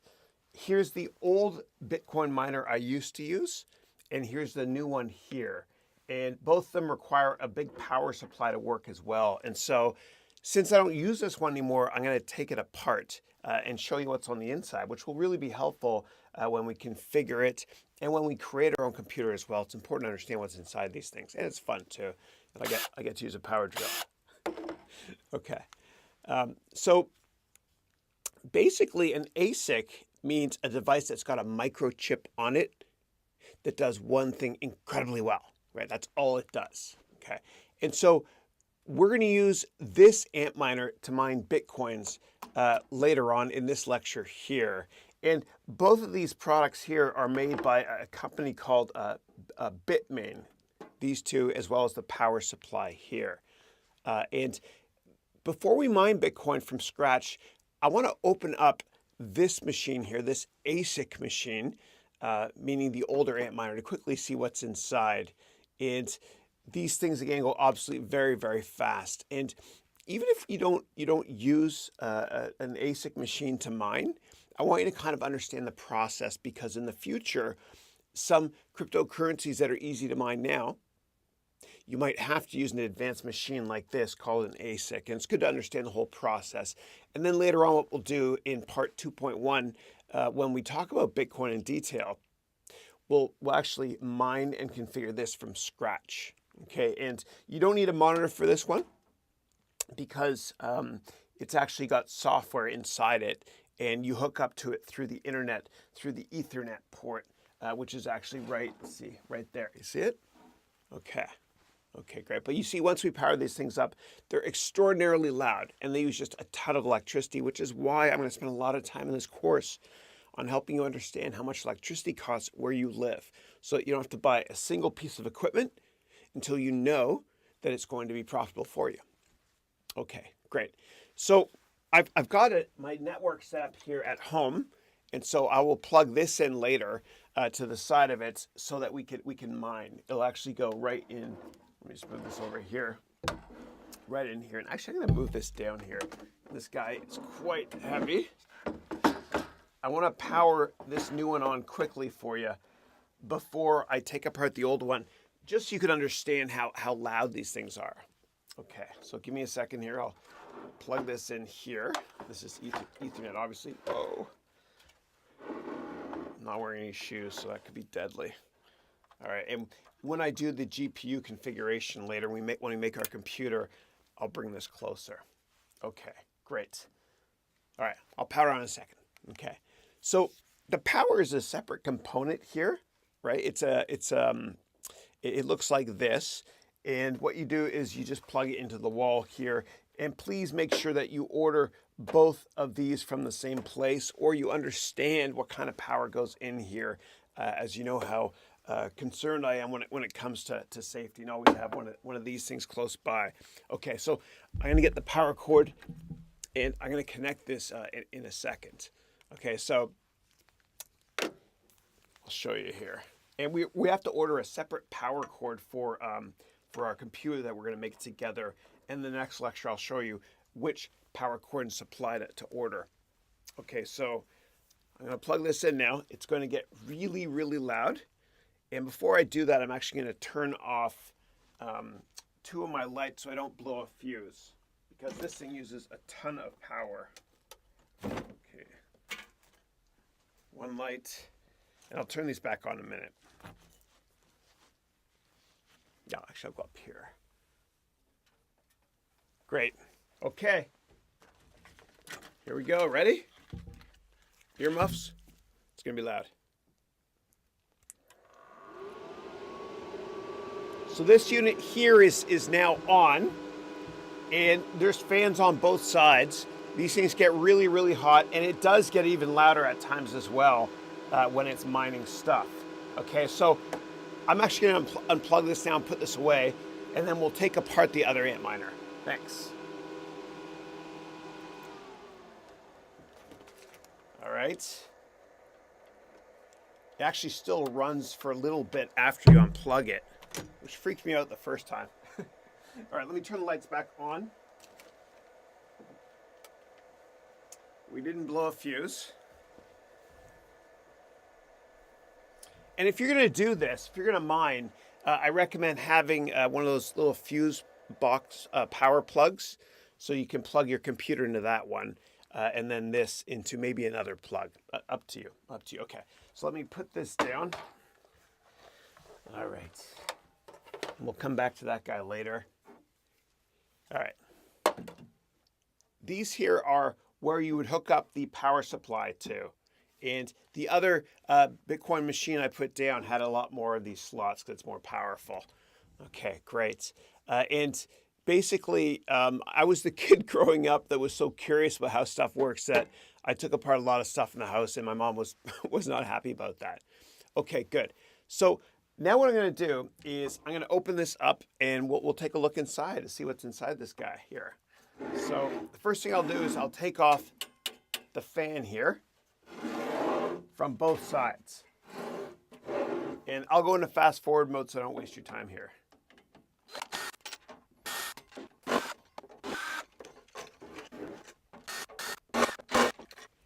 Okay, so here you can see these are little heat sensors. You might have seen these on air conditioning units. And basically this is to absorb the heat. Again, the biggest expense when you're mining is not the equipment, it's the electricity. Look at that. And this one's kind of old. You can see it's got dust in there as well. This ant miner is called an S3. It's out of date. So anyway, I got a newer one that's a lot better. And you can see the fans here. See here? All right. Now I'm going to take off the case.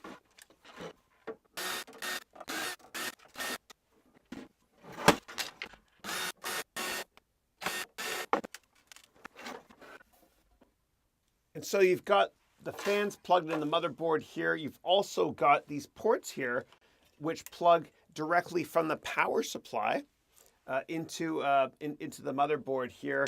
And then on the inside, you've got the ASICs, the chips that basically tell the ant miner what to do. And you can see a lot more heat sensors here on the inside and on both sides here. Right? Looks just like an air conditioning unit, as well as on the back side here. This is just to help you manage heat a lot better. Okay, great. And remember earlier we talked about the Raspberry Pi unit and how the motherboard basically housed all of the components and told the computer how to work. That's what we have here as well with the motherboard. Okay, great. So what I'll do is I'm going to unscrew the motherboard and the heat sensors and take every single other screw off so I can explain what else is inside this thing. Again, I'll go in fast forward mode to save you time.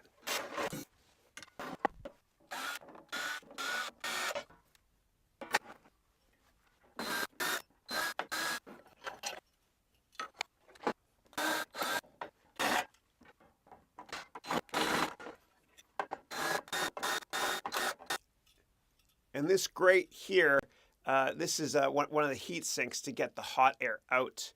And there's fans as well on both sides, as you know. So the most important thing to ensure is that these things don't overheat, which is why there's so many fans and heat sinks like this. And recall with the Raspberry Pi, we had very small heat sinks as well.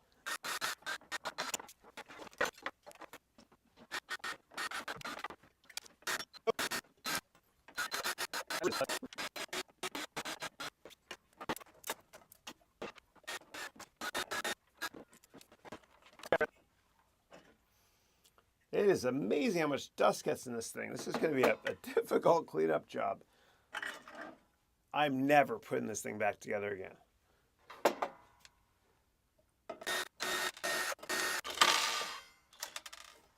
All right.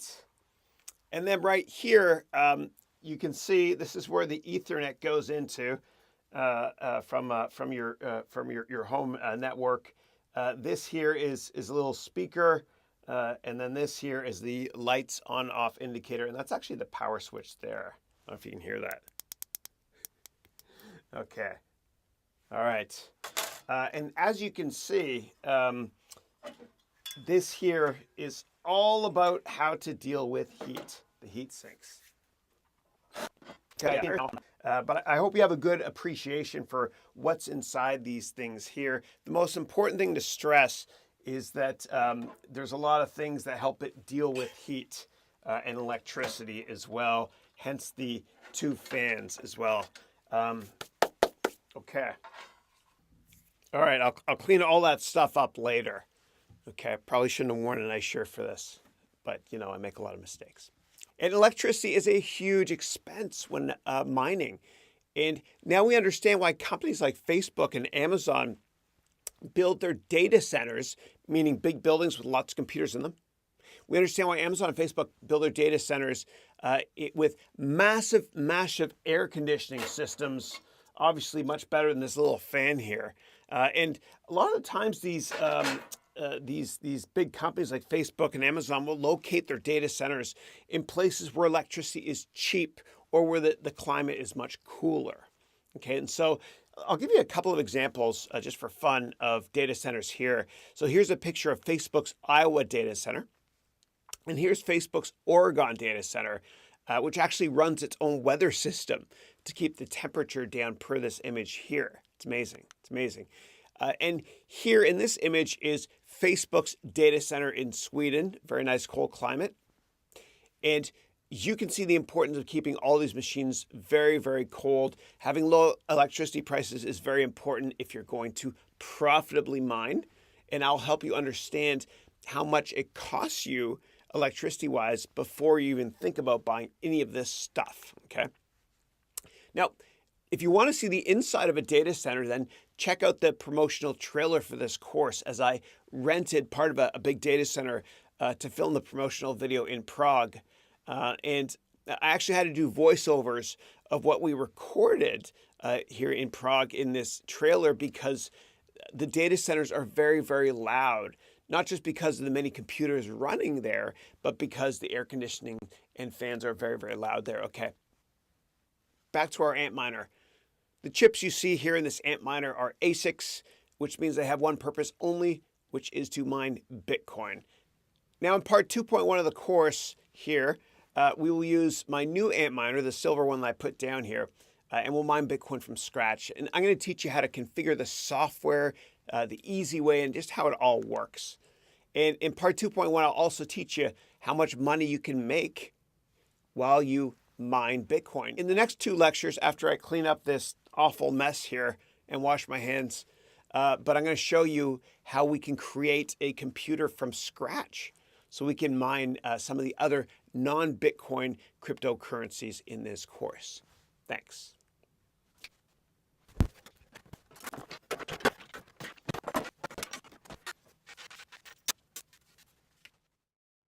In the previous lecture, I introduced the concept of the Bitcoin mining machine called the Antminer, also referred to as an ASIC. Now, since mining most other cryptocurrencies is less competitive, we can use a computer to mine instead of buying an Antminer ASIC specialized machine. We can actually build our own computer. However, it can't just be any computer, as we need to have a very, very high-end graphics card to do this. And graphics cards are also called video cards, and they're also called GPUs, which stands for Graphics Processing Unit. Now, I'm starting with this component before discussing others because it's the most important component when you're building a mining PC, way more important than the central processing unit.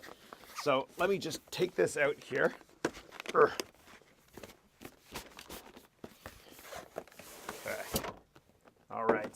take this out here, and what I'll do is I've got a monitor up here, my iPhone up here recording as well. So I will show you everything here. All right. So here's the unit here. All right. There we go. And this thing is badass. I mean, check it out. It looks like something out of The Dark Knight. And I'll just get rid of this box here, and I'm going to lay all the other boxes out here for the stuff that we're going to be mining. Okay, it's pretty badass. When you turn it on, you see lights. It looks really cool. My kids and I love it. Can't get rid of this stuff. All right, great. So I'll put this over here. Okay, that's a GPU. So video game enthusiasts really don't like cryptocurrency miners when the price of cryptocurrency spikes in a short amount of time, because when you see a crypto market spike, when you see prices go up a lot, people buy more mining components to build rigs or mining PCs, as some people call them. So what we're going to do is, in this lecture, we're going to talk about ordering parts, and then we will put together all the parts from scratch so that we can start mining cryptocurrencies. And there's so many terms, and if you're an expert, you probably don't need to watch this lecture when it comes to building a PC, but I'll go through them. Gigabyte, RAM, SSD, HDD. There's so many intimidating terms that you often hear, but they're really not as hard to handle as they sound. And so building a PC or a mining rig, same thing, is as easy as building a Lego set. You know, all that's involved is following directions and plugging in all the stuff into the motherboard and then the outside rig, which I'll explain in a second. It's like the case. Okay, so it's really easy to do, and it's a lot of fun. And you have to do it if you want to mine certain cryptocurrencies. Now, depending on your budget, you can make a PC with better parts. However, many times just because a part is more expensive does not mean it is better. And just like how my kids' Star Wars Legos are more expensive than the normal Lego sets, even though the product looks similar, it doesn't mean it's better. So an analogy in technology is how some mobile phones are expensive just because of the brand, even though other phones are cheaper and better. Okay, so no matter what your budget is, make sure that you spend more money on the important parts when mining, like this graphics card here, okay? And you can save money on the less important parts like the CPU or RAM. I'll explain that in a minute, okay? And make sure that all your parts fit together. And many older parts no longer work with newer parts, so make sure everything can work together. And I'm going to teach you a really, really simple way to do this, okay? So if you're not sure how to do this, I want you to please go with me to pcpartpicker.com. And then I want you to select the parts that you want to use. And I'll show you how to do this too, okay? So think of pcpartpicker.com as being like an instruction manual that ships with Lego sets, okay? And pcpartpicker.com will automatically filter out the parts that don't work with your computer pieces, okay? And just like that, you will be able to understand which pieces to order through the help that PC Part Picker will provide you. And then what we'll do after we have the list of parts for our mining PC, we'll go to Amazon and we'll buy the cheapest ones we can find that have decent enough ratings that can ship on time for me to make this video.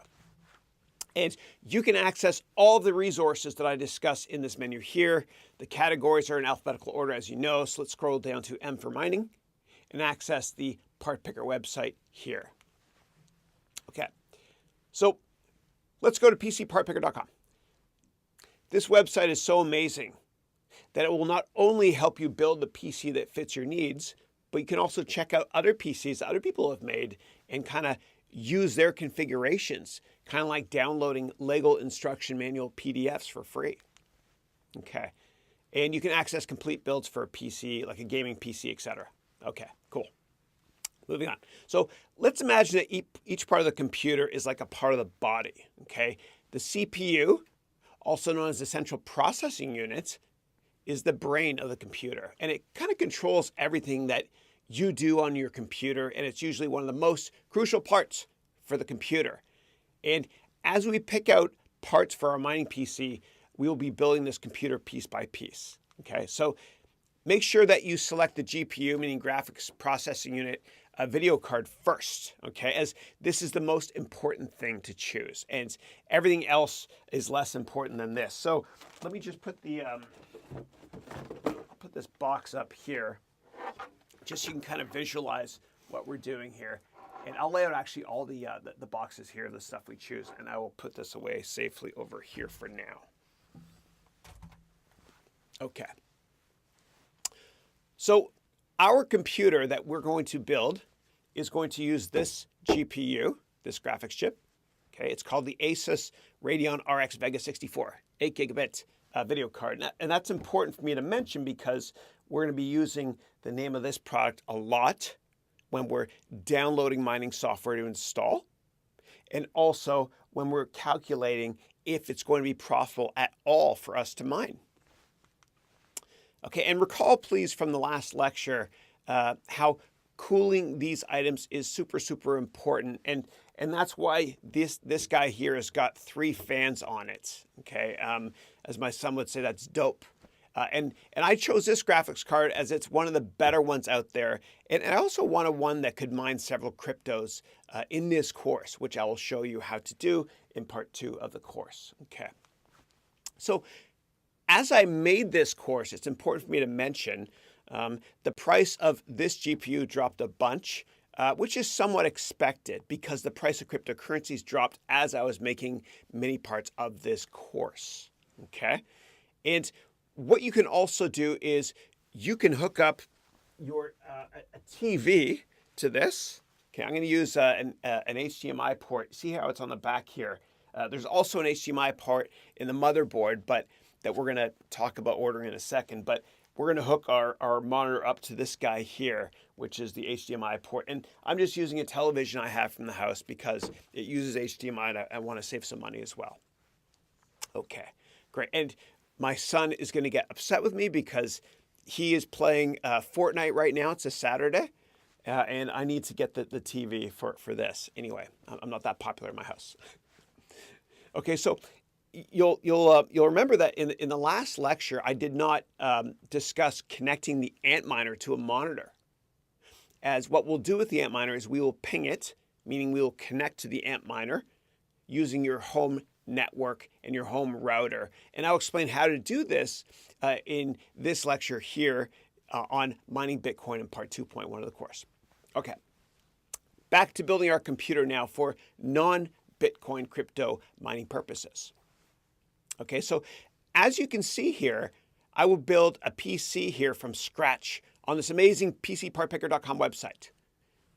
Now, let's select here, start a system build.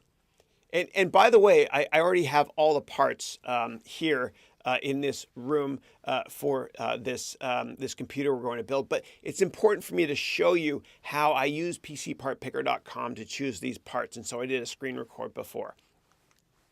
Okay, so on the website, we're going to choose the parts that we might need in order to build our mining PC.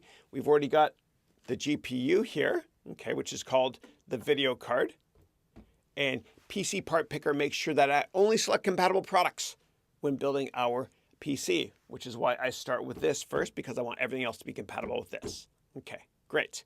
So let's add our graphics card to PCPartPicker.com by searching for it here. And we know that the brand name is this one here. Okay, again, we start with the GPUs because it's the most important component when mining.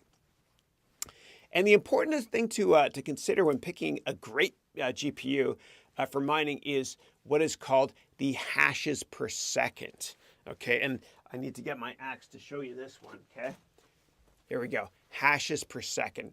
And hashes are what the video card will process. And the more you can process, the more you can mine, okay? And hashes basically means the speed at which your mining rig PC will mine at, okay? So anyway, just think of how fast this mining axe can dig for gold. Okay, I'm gonna put this down over here. Okay, great. And to find out how many hashes your video card will mine at, we're gonna go to another website, so you might wanna have 2 tabs open, okay? We're gonna go to a website called buried1.com, Again, every one of the internet addresses we mentioned is here in part 6. Just sort by mining. Okay, so we're going to go to buried1.com, and we're going to go over here to knowledge and select the GPU hash rate option. Okay, and on this page, you will see many graphics cards that work well for mining. Okay, and the graphics card market is really dominated by just two or three actually, companies. Like AMD has a subsidiary called ATI. Okay, those are their graphics cards. There's also NVIDIA. Now, AMD makes CPUs, and that's important for me to mention that because I'm going to show you an AMD CPU really soon. Okay, so AMD makes CPUs just like Intel does. And AMD bought a great Canadian company called ATI. So AMD graphics cards are really Canadian. I got to represent it, I'm Canadian.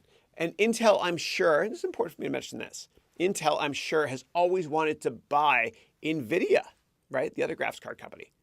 But with antitrust government bodies globally, the antitrust divisions would never, ever allow that to happen. And I mention that because then Intel would become too powerful, and we know that competition is good for the consumer. And the fact that fiat money, meaning paper money that we use, and the fact that fiat money has not had any competition until now is a reason why fiat currencies have not seen much innovation. Okay, great. Now, once we're on this page, please scroll down and we'll look for the GPU that you decide to purchase. And as you can see here, the AMD Vega 64 that I bought is definitely one of the more pristine graphics cards. And we have high rates here for mining Ethereum, Zcash, and Monero, okay, which we'll discuss in part 2 of the course. Okay, and it's also more expensive because it's got a higher hashing rate. Okay, great. Now, the parts that I will show you that I decided to purchase are not only compatible with each other, per PCPartPicker.com, but I also made sure that the products were cheap enough, that they were in stock, and that the ratings were good enough, and that I could get them delivered to me on time to make this video. Okay, and what I did was I didn't just look at the ratings on PCPartPicker.com's website.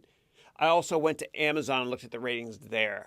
Okay, and Amazon has better ratings because there's more of them. And 1 or 2 data points doesn't make a trend, but Amazon has a ton more data points than PCPartPicker.com does.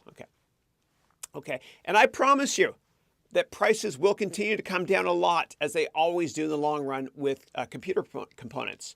And as I prepared these lectures, every time I went back to these websites here in Amazon, the prices kept dropping.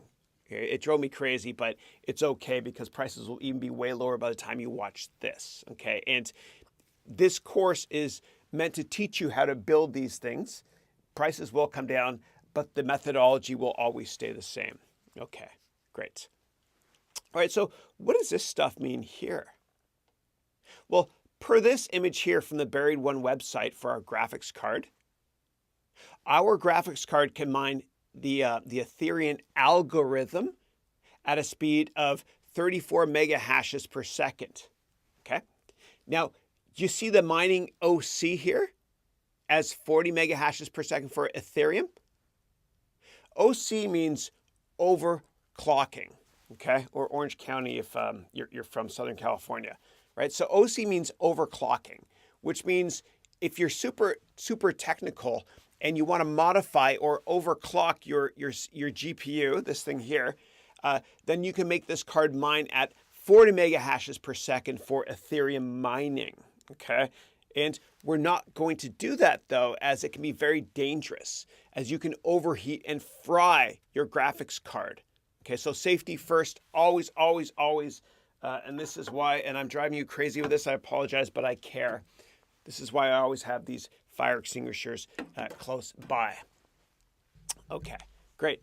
Now, you can see here that it's easier for us to mine Zcash and Monero, as you can currently mine them with my graphics card at lower speeds.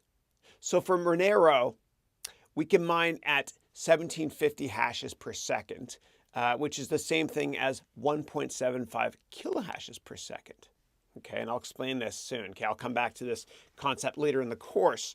And this will be much easier to understand as we actually mine these cryptocurrencies with this GPU. But I want to put that on your radar screen just for now, that concept, okay?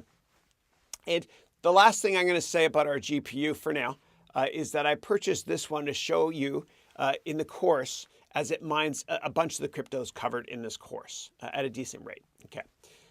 Now, in the mining lectures in part 2 of the course, we're going to revisit how to mine the other cryptos mentioned in this course with this GPU if applicable. Okay, make sure it's still recording. We're good. Okay. And some coins like Ripple cannot be mined. And we're going to cover each crypto's mining characteristics in the parts there, in the 10 parts in part 2 of the course. Meaning part 2.1 for Bitcoin, 2.2 for Ethereum, etc., up to 2.10 for Stellar. And then if you click on that button at the top here, if I add more cryptocurrencies based on your demand, then we'll cover those there. So in each of the aforementioned 10 parts, we will talk about how to mine or why we cannot mine certain cryptos. Okay, let's move on. So let's keep building our mining PC.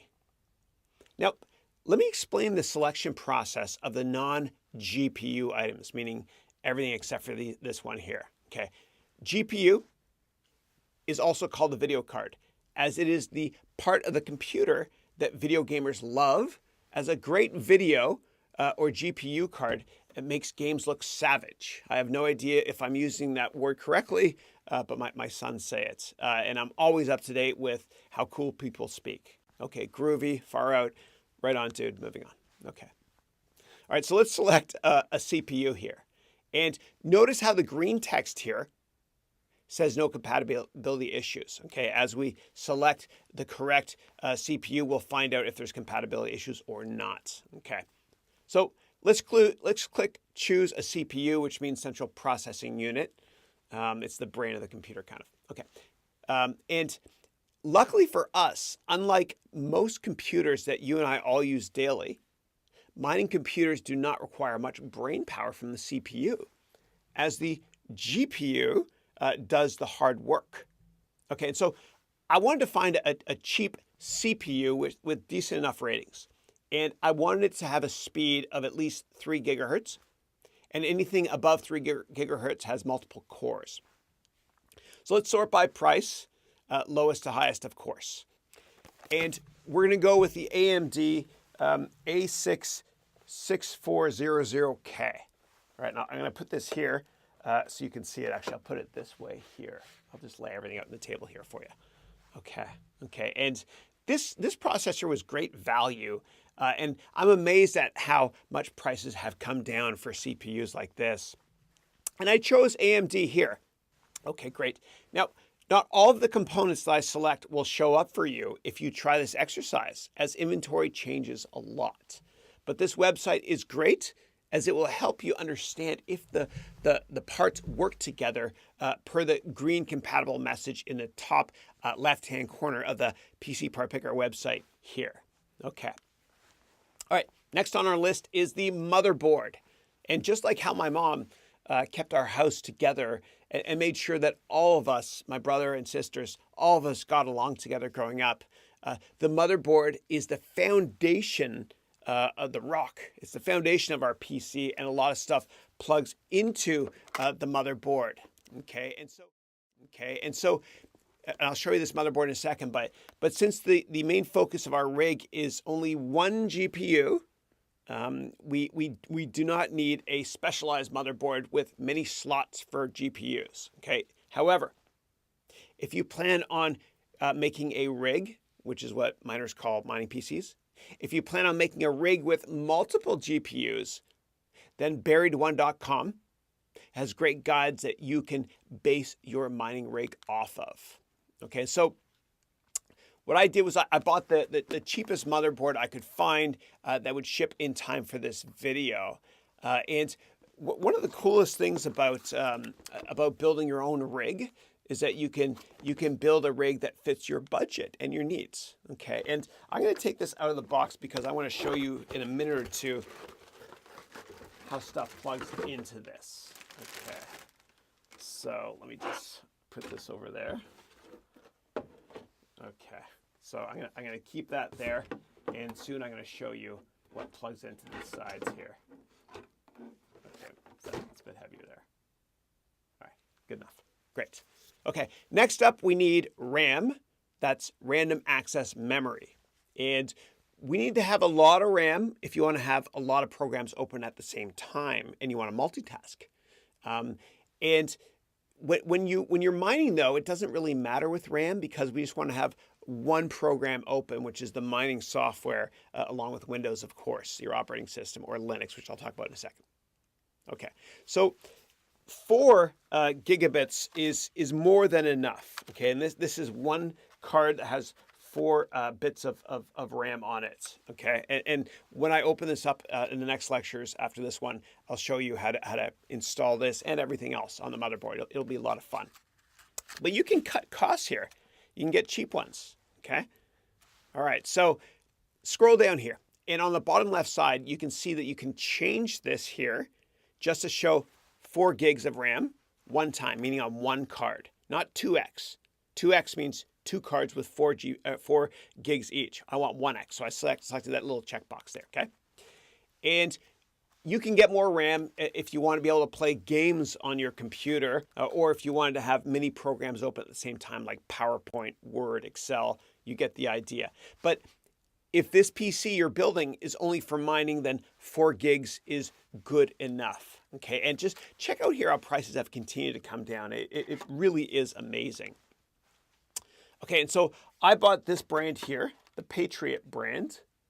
I bought the Patriot brand as I needed this to ship on time from Amazon, just for this video. But if you can, I recommend getting higher rated RAM than this one. The ratings aren't that good, but I've worked with them in the past. This will work. Okay, I've worked with Crucial, I've worked with Micron, etc.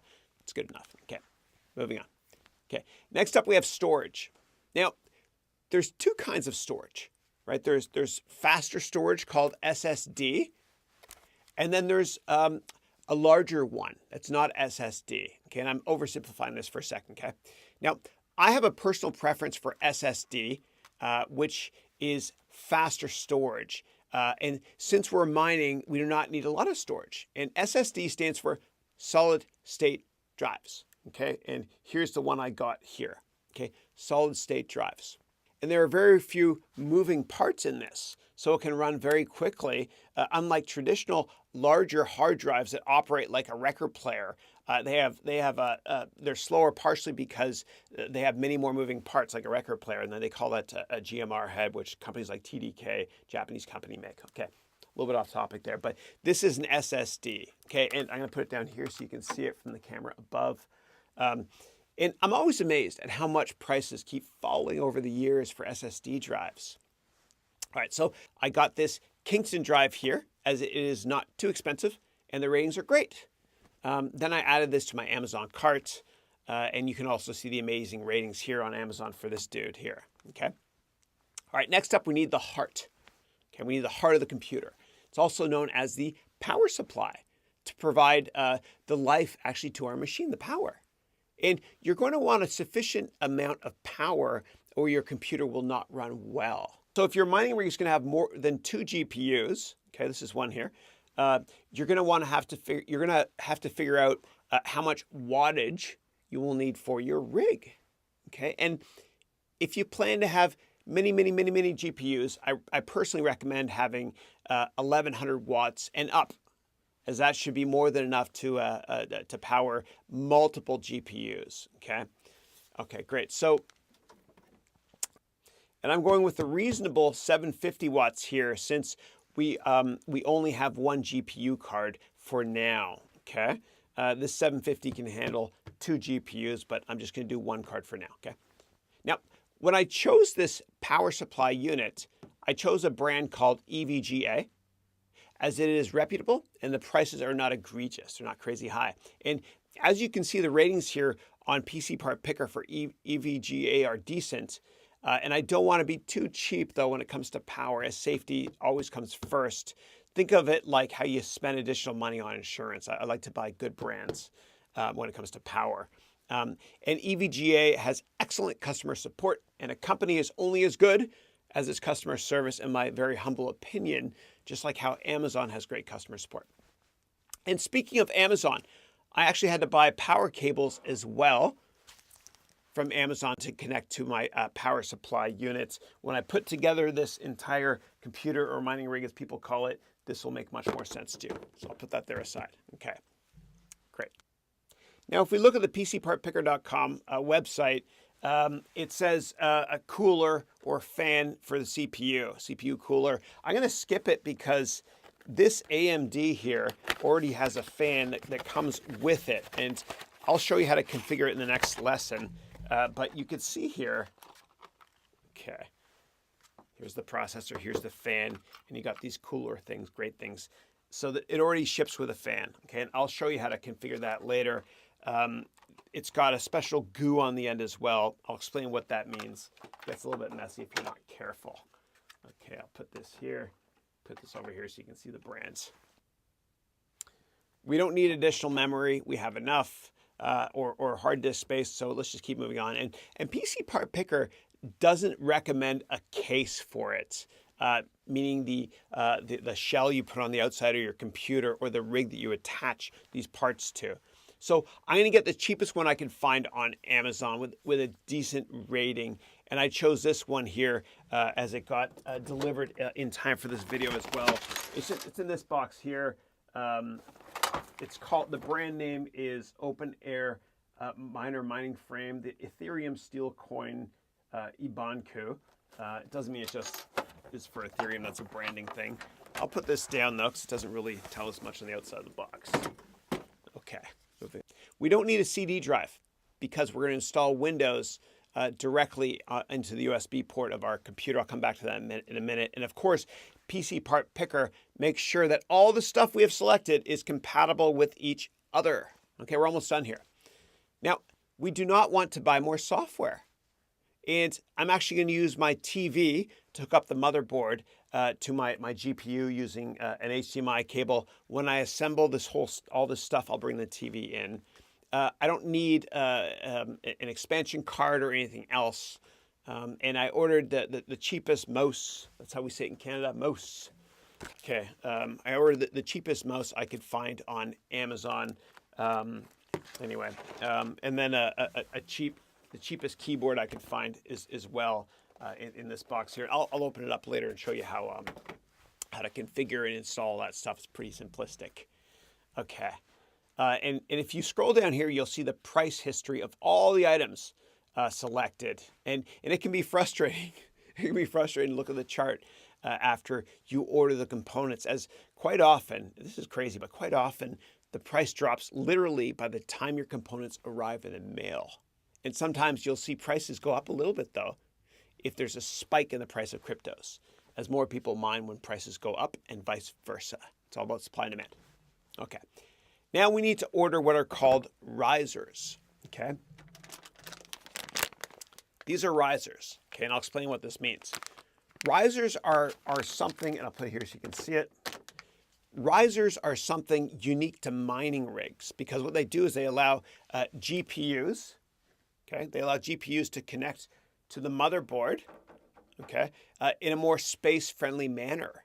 And I'm not going to put a cage around or a case around this computer. I like the open concept rig, which I'll assemble soon.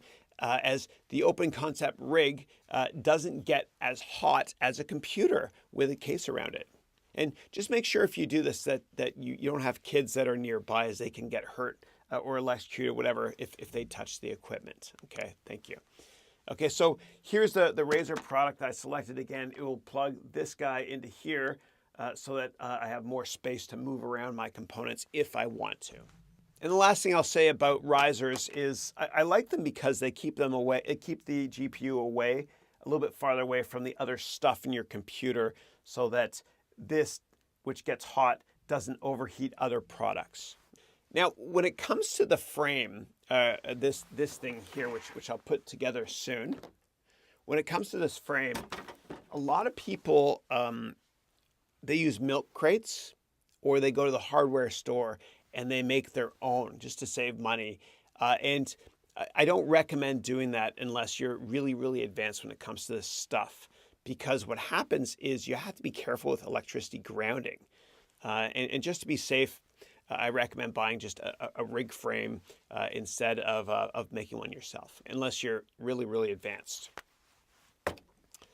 Okay, now we're going to assemble all this stuff in the next lecture. Okay, but there's a couple more things that we need. Okay, so you're going to need an Ethernet cable. You probably already have one at home, and we'll use this to plug into the back here of our motherboard. Okay, it goes in there. Okay, great. You'll also need a power switch. Right? A lot of people forget to get this. Right, a little power button, which I'll show you how to install soon. It's made by Electop. Okay, I'll put that right there. Now that all the hardware is here, there's one more thing, which I briefly mentioned before, which is Windows. Okay, and I want to drill down on this. Okay, we need an operating system, which we know is a software platform program that's installed in all our computers on hard drives. Okay, that's what the operating system is. And we know that the operating system is what makes your computer easy to navigate with icons and lets your mouse work with it. And ordering an operating system is pretty easy to do. Order the cheapest version of Windows you could find. That's a recent version, like Windows 10. Okay, you don't have to get a high-end server version, which is more expensive, because all we're going to be doing is mining with this computer. Okay, and I didn't want to order the CD version of this. Because I didn't want to buy a CD drive as well. And you could buy a CD drive for $11 or $12. They're pretty cheap, but I want to keep it simple. So what I did was I bought this I actually bought it from Google Shipping online, as Amazon didn't have it or couldn't ship it in time. And I bought a USB version, okay? And the reason I did that is so that we can plug this USB version of the operating system into here, one of the ports on our motherboard, okay?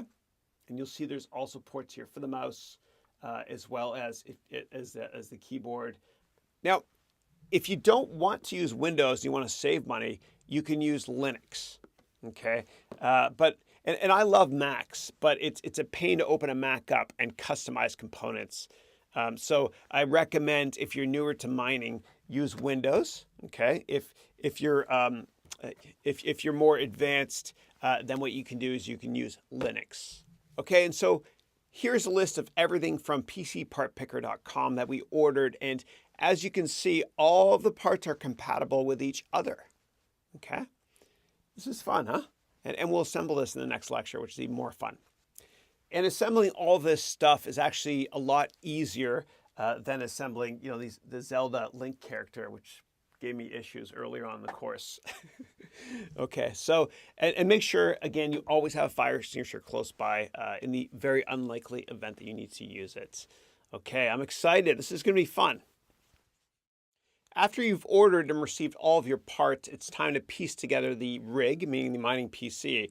And this is going to be a lot of fun. But before we begin piecing this together, we got to make sure that we have all the tools necessary. Okay, as well as we have to make sure that we are not charged with static. Okay, you don't want to shock the computer, which could cause issues. Okay, and so what that means is this. If we touch the pieces of the computer and we're charged with static from a carpet, it could actually damage the hardware. And just to make sure that you're not charged, what you can do is you can touch a metal surface before you touch the parts, and make sure that you work on a solid surface if you want to, meaning in a room that doesn't have a carpet, okay? Up to you, okay? Now, I'm gonna take the cage out of here, which is what's going to house our rig. And I like the open concept approach because it's easier for you to see all the stuff that I'm going to put together here. And it also keeps it cooler as well. Okay. And after I assemble this cage here, then I'm going to take the motherboard and drill it onto here. So I'm going to go into fast forward mode so I can save you time.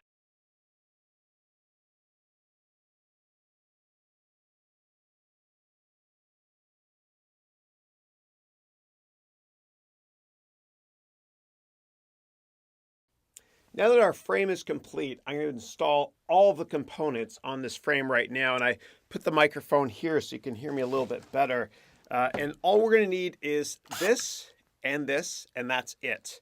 And the screws, actually, it doesn't really matter what screws you use. The real purists will say you have to use certain screws for certain parts. I don't care.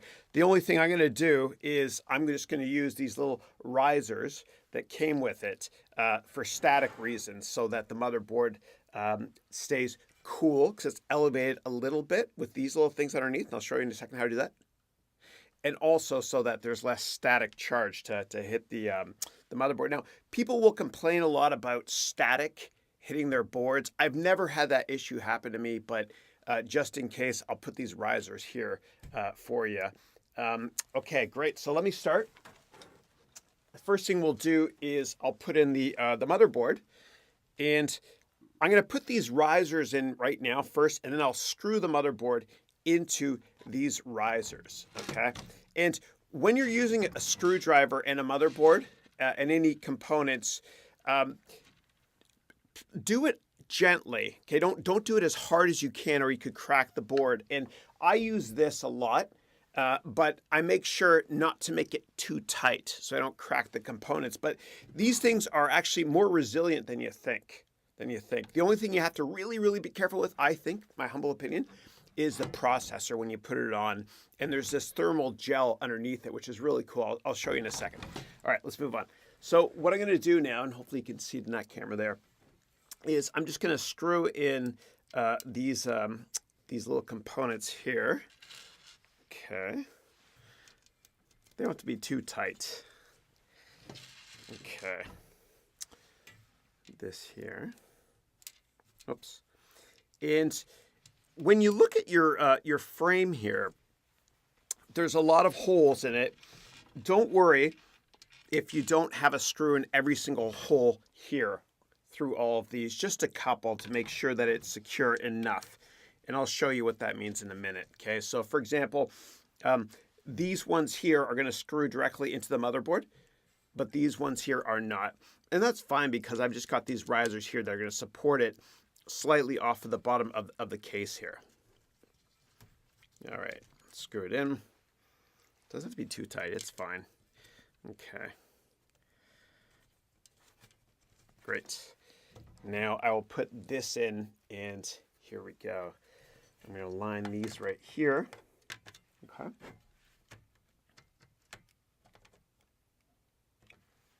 Okay. And again, there's tons of different types of screws that come with this this frame that I bought. It doesn't really matter which ones you use. They're all the same to me, to be honest. Some are shorter, some are a little bit longer. Some people say, no, you have to use it for the hard drive. You have to use it for this. It doesn't matter to me. It's all fine. Okay, so I'll put this here. Okay. Good. And then just to get the teeth slightly in, I'll start with this. All right, good. And what we're doing is we're screwing these directly into the risers. Okay, so these four will be in the risers. You'll notice that, and I'll pick this up in a minute to show you, but there's a little gap about the size of my finger, just so it stays cooler, and so it risks shock, or it doesn't shock. And as I mentioned before, I've never had shock issues with boards I've built in the past. Okay, let's go here. Good. Teeth are in a little bit in all four. I'll take this. I won't make it too tight. Make sure it's going the right way. I had some white stuff there because I was drilling into the drywall and the ceilings for my camera to be up there. Okay. So, it's fine. I know it sounds harsh, but it's not really tightening as much as you think. Okay. Get the teeth touching slightly. Go. It's fine. Good. Good. That's again from the drywall.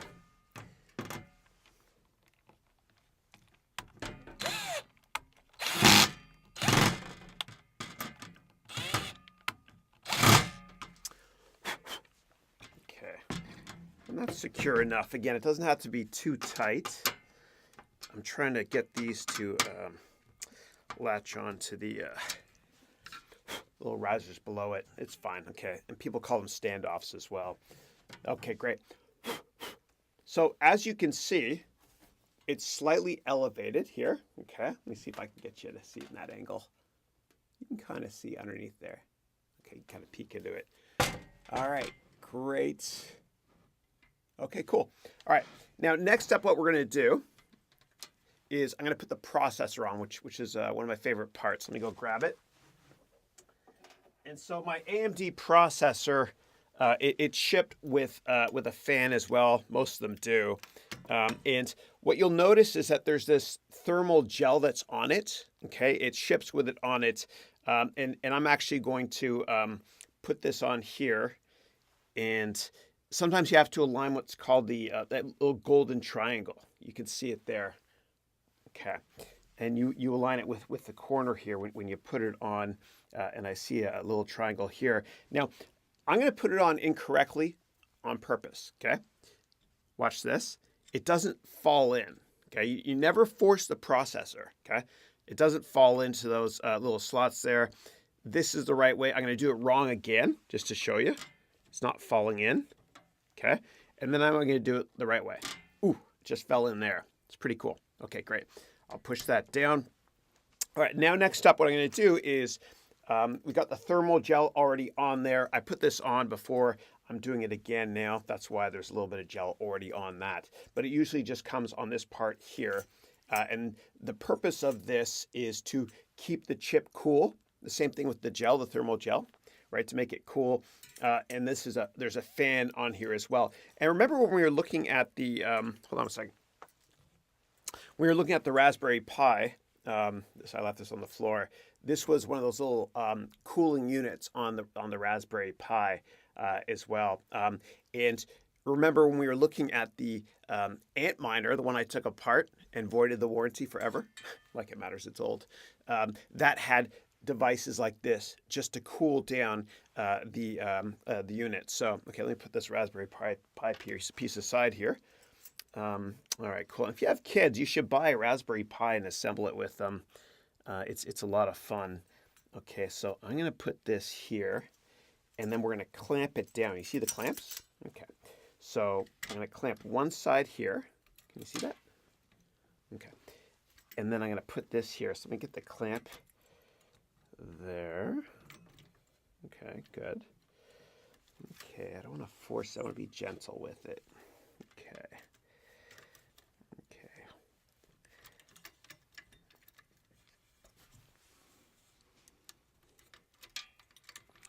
All right, hold on a second. Okay, that side is on. This side here. Good.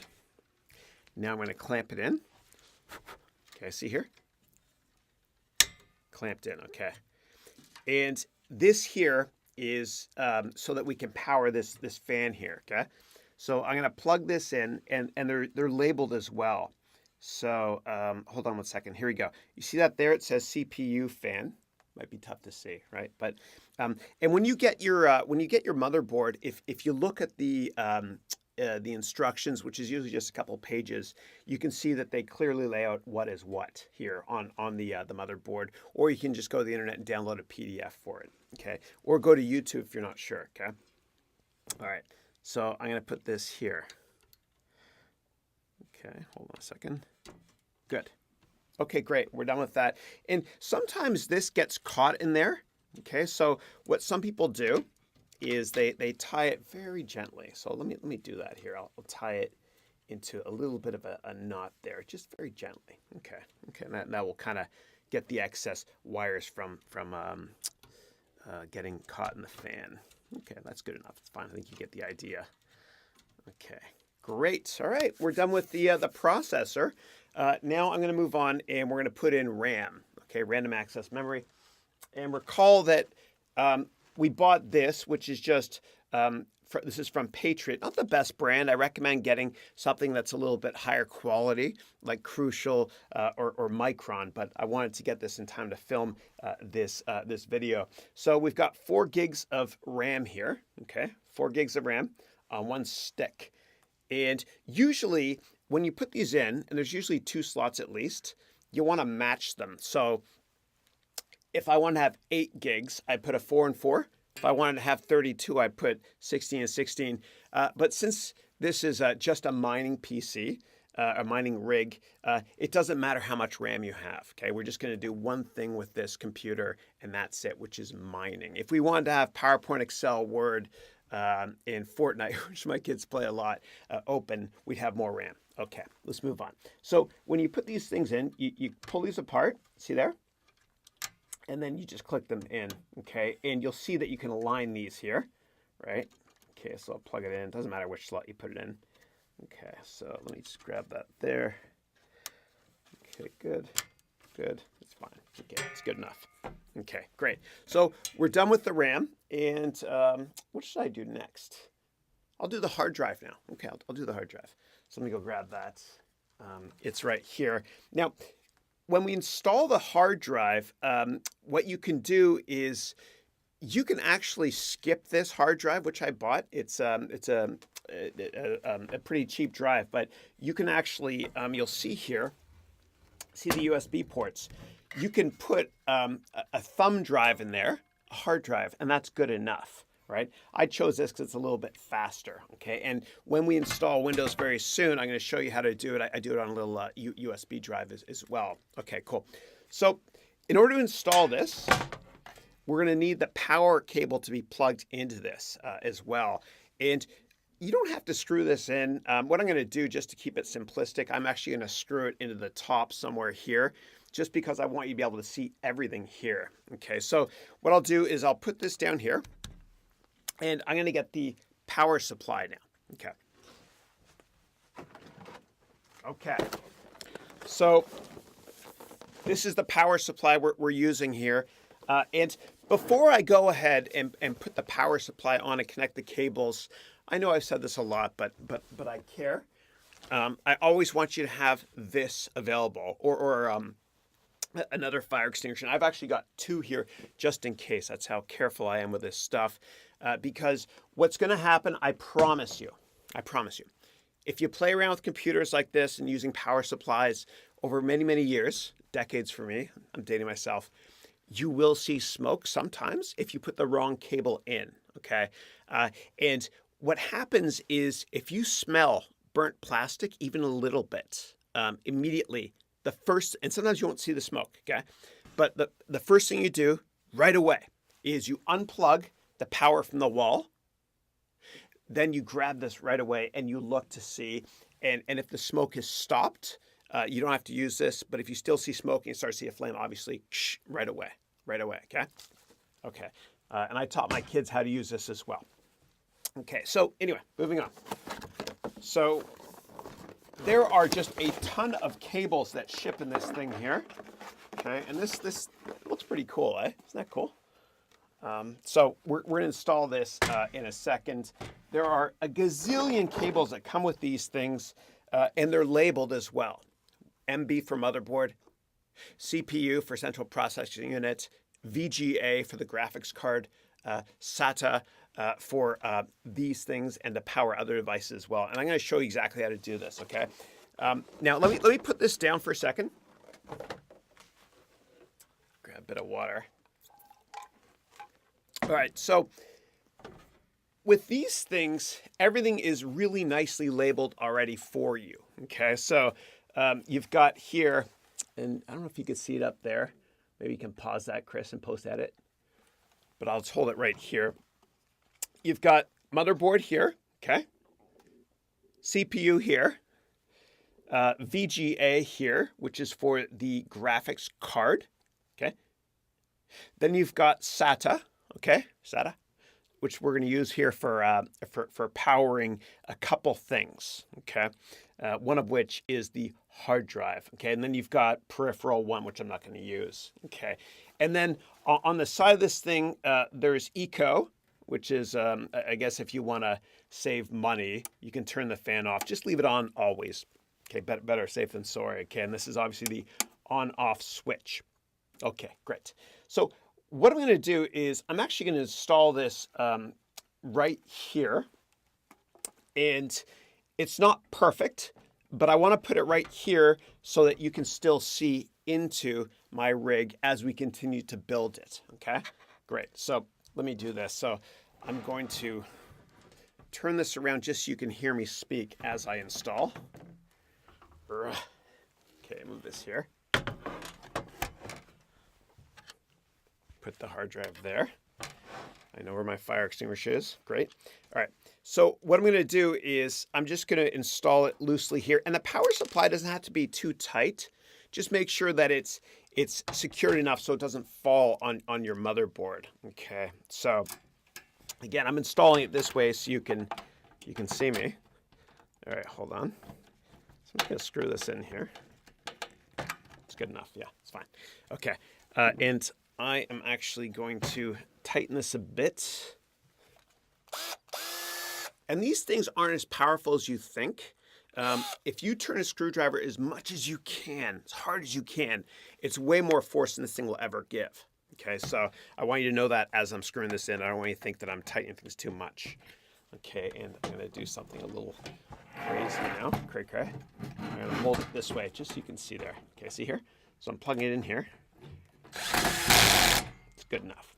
Okay. And I have a little bit of drywall material left over here from when I was screwing in the camera up there. So try not to have dust like I have. Okay. So it's good enough. Okay. It's secure enough so it won't fall over on my motherboard. And now I'm going to turn this way so you can see what I'm doing. Okay. It's good enough. All right, cool. Now what I'm going to do is I am going to plug the power into this guy here, and I'm going to install this. This is the hard drive. Again, you don't have to use a hard drive like this. You can get a USB stick and just put it on there. I like to use it though. All right, so, okay, good. So again, there's just a ton of cables in here, and I'm actually going to take all the cables out one by one. All right. Okay, cool. All right, let's see if I can do this all in one take. Okay, so this one here on the side, it says VGA. So this one here is going to be for the mother card, or pardon me, for the GPU. Mother card, getting confused with all my stuff here. Just going to drop that there, okay? This one here, keeping it real, Chris. This here, it says MB on the side. You see that? MB. And that's going to be for the motherboard. Okay. This one here is for the CPU because it says CPU on it. Okay. Simple enough. And then this one here, it says SATA on it. Okay. So what we're going to do is we're going to use this to plug into a couple things, one of which is this hard drive here. Okay. And I've got another one here just to plug the hard drive directly into the motherboard so the motherboard knows where the hard drive is. Okay, cool. And then the last thing I'll do is, the very last thing is I'll plug this into the power supply unit. Okay, so I'm going to put this here just so I come back to it later. I know it looks a little crazy that I'm tying this here just gently for now. I only do that because I have a couple of power supply units and different cables for them, and I don't want to put the wrong cable in this thing or I could start a fire. Okay. And one more thing I'll say before I start connecting all the power and the other components here is, if you're not sure what to do, and you've watched a lot of YouTube videos or Udemy courses, etc., if you're not sure what to do with the power, okay, you're not 100% confident and you're worried about potential fire issues or whatever it is, I want you to pick up your rig, okay, this thing, and I want you to take it to a specialized computer store, okay? And these stores are great because they're kind of like GameStop, where the avid video gamers work and they're really passionate into video games. When you go to a PC store, and I'm not talking about a Best Buy, or I'm talking about like a really good PC store, you have these people that work there that are so passionate about what they do that they want to help you. Okay. And plus, they'll get business from you later. They know that as well. So bring it in if you're not sure. Okay. And ask them, should I plug this cable into here? Does this go into here? That sort of thing, just in case. All right. And again, I'm going to mention this one last time. I'll never mention this again. But if you smell burnt plastic, okay, as you're building your rig, don't look to see where the issue might be. Immediately unplug the cable from the wall. Okay. Okay. Great. And you can tell I've got kids. I'm really careful with this stuff when it comes to safety. Okay. Cool. So what I'm going to do now is I'm going to plug in this, okay, SATA right here into the hard drive. Okay. Okay. Hold on. All right. Good. And this is going to power the hard drive. Okay, good. Now what I'm going to do is I'm going to plug this side here into this device here. I'm going to turn this over. It's a little messy, but I want you to see. I think you can see from there. Okay, so here's a question for you. Where do I plug this? What port on here in the power? SATA. Okay. So I'm going to plug it into SATA here. Put it in the first one. Okay, clicked in. Great. That's done. Let me turn this back over this way here. Okay.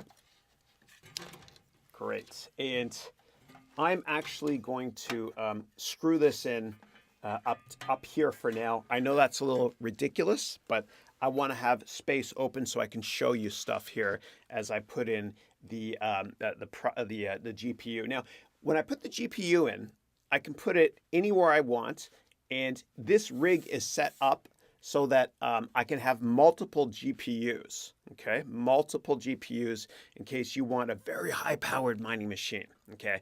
And I don't want you to spend a penny on any of this stuff until you understand if this can be profitable for you, which you'll see in many lectures in this course, including the following here. So when I talk about how to mine each cryptocurrency in part 2 of the course, before I show you how to mine, in the lecture immediately before it, there's a lecture that tells you how profitable it can be, if at all, for you. And I want you to watch that first because I don't want you to waste money on this stuff unless you think it can be profitable, obviously. Okay, so this, again, is a little ridiculous, but I'm going to screw this in up here just to get it out of the way. Okay, and again, there's specialized screws to go into different parts here, and I don't really care about that. I just use whatever I see.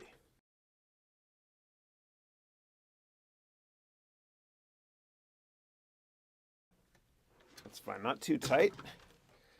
Again, these things will not screw as much, or won't be able to screw in as tightly as using your hand.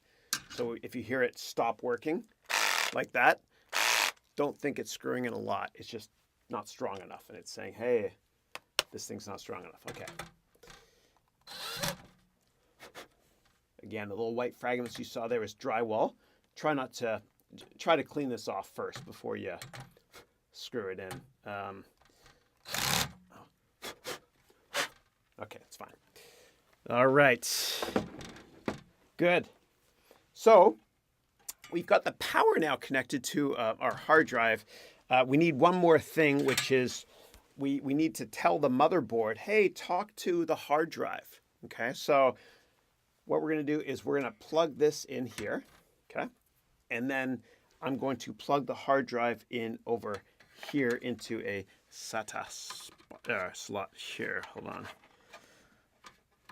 Okay, good. Good. I think that's fine. And after you complete your rig, what you can do is you can get those little plastic tie things just to kind of have the cables bunched together. Not too tightly, but just a little bit, so it's a cleaner look to it in case you want to expand later. Now, before I go on, and before I forget, because I have forgotten this before, I'm going to put the power button on, and I'll show you what that looks like. Okay, so these are really cheap. They usually sell them in twos. This is one of the two. So I'm going to put this here onto the motherboard, and all motherboards are different. You have to look at the manual or the PDF online to find out exactly where this goes. Okay, so I just remember that it goes right there. Okay, and so once everything is plugged in, that will turn it on. Okay, good. That's the clicking noise. I'm gonna throw this dude over here for now. Okay, good. We're done with this. We got the RAM. What should I do next? Okay, I'm gonna do the graphics card now. Okay. Now, what happens is these graphics cards plug into the motherboard in a slot that looks like this. However, it's gonna be, if I plugged it in here, I'd have to kind of have this motherboard hanging, or it just wouldn't look great. It'd be really difficult for me to kind of configure this so that I could add more GPUs in the future. And you see it's got a nice slot in the back here, which is for PCs. Usually you put it in a slot on a PC that has a case. This doesn't have a case. I like the open concept for two reasons. Number one, so I can show you. And number two, so it doesn't get too hot as well. And I like the open concept way of doing building these things anyway, because if you won't be able to see smoke as you're building them, if that ever happens to you, if it's closed. Okay, and so I know I'm being a little bit, I'm overdoing it when it comes to safety, but I care. And if you build PCs long enough, like I have, and I'm dating myself, you will get smoke by putting the wrong cable in, especially to the connectors here. Okay, great. So what I'm going to do is I've got this cool adapter here. Let me put this down here gently. Okay. And the thing you got to be most gentle with is the processor, but we already have it on in here. Okay. So I've got this adapter. It's called a riser. I refer to a couple components here as a riser, but this is the official name for this. And it ships with this unit here, as well as this power supply here. And then it's got a USB cable as well. Okay. And then it's got, pardon me, this little adapter here that's going to go into your motherboard. So again, you don't have to put this thing in there. Okay. Okay, so I'm going to plug this in right now. All right, that should be fine. Great. There's multiple slots in case I want to install more graphics cards later. Okay, good. So now what I'm going to do, is I'm going to install this here, okay? And I can pull this back. If some of them you pull the little white slot over and then slide it into click. This one here is pretty simplistic. I'm just going to go like this here. Okay, hold on. Good. We heard a click. Fantastic. All right, and now I'm in nerd heaven, because all nerds, like myself, before installing a graphics card, you get to peel off this plastic thing here. Kind of like when you buy a new car and you get to slide it off the dash. Let me see if I can do this. Okay, hold on a second. And it says here, remove protective film before use. So that's why I'm doing this here. Here we go. Pretty cool, eh? It's dope. All right, so throw that over there. I got a big mess in the ground here I got to clean up. I still have little Zelda Lego pieces, or Link, whatever you call that character. Okay, so now what I'm going to do is, I want to make sure you can still see this here. I think you can. We're good. Yeah. So I'm going to put this on here. Okay. And I'm going to screw it in. Okay. And it's got this nice material here, which is anti-shock and fireproof or whatever. If I had a bar going down the middle here and I want to rest it on there, which I don't have, it's fine. Okay. Okay. All right. And I'm going to put this right at the front here, because I want you to be able to see exactly what I'm putting inside the computer here. Put this underneath as well. That should hold. All right, now I'm going to put a couple screws in. Oops. Mini screws ship with this case here. Okay. And again, the purists will say, Chris, you're using the wrong screws, but screw it. Oh, no more dad humor. This time I mean it. Up. All right, good. Got the teeth into the slots. Make sure it's going the right way. And you push a little button here to make it go the other way. These things are great.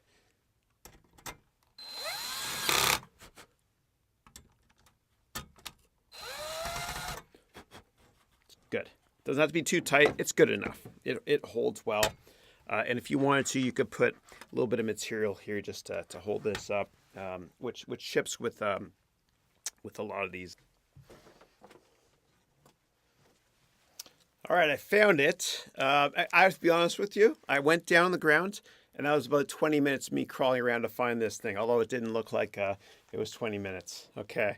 I actually found Zelda too. Link. Okay. Actually, this guy's bad luck. Throw him over there. Okay, so I'm going to cut a little piece of this off, okay? And it's made by 3M, which is Minnesota Mining and Manufacturing Company. That's why it's called 3M.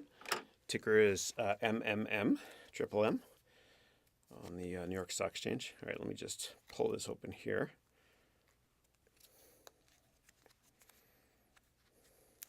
Great. And I'm going to stick this here just for safety so that we can absorb a shock. It's this rubber type material. Okay. All right, good. It's down there now. All right, we're making good progress. And now what I'm going to do is this riser, okay, it's already plugged into my computer, but I need to power it, right? So it's always two things. You got to plug all these peripherals into the motherboard and the power as well. They all need power, okay, pretty much. Most of them. Okay, so now what I'm going to do is I'm going to use the same power source as I used for this this drive here, and I'm keeping it real. See how it's not long enough? Okay, you're seeing me mess up. The older I get, the better I was. So what I'll do is I will uninstall this and move it over, and I'll go into high-speed mode right now so I don't waste your time.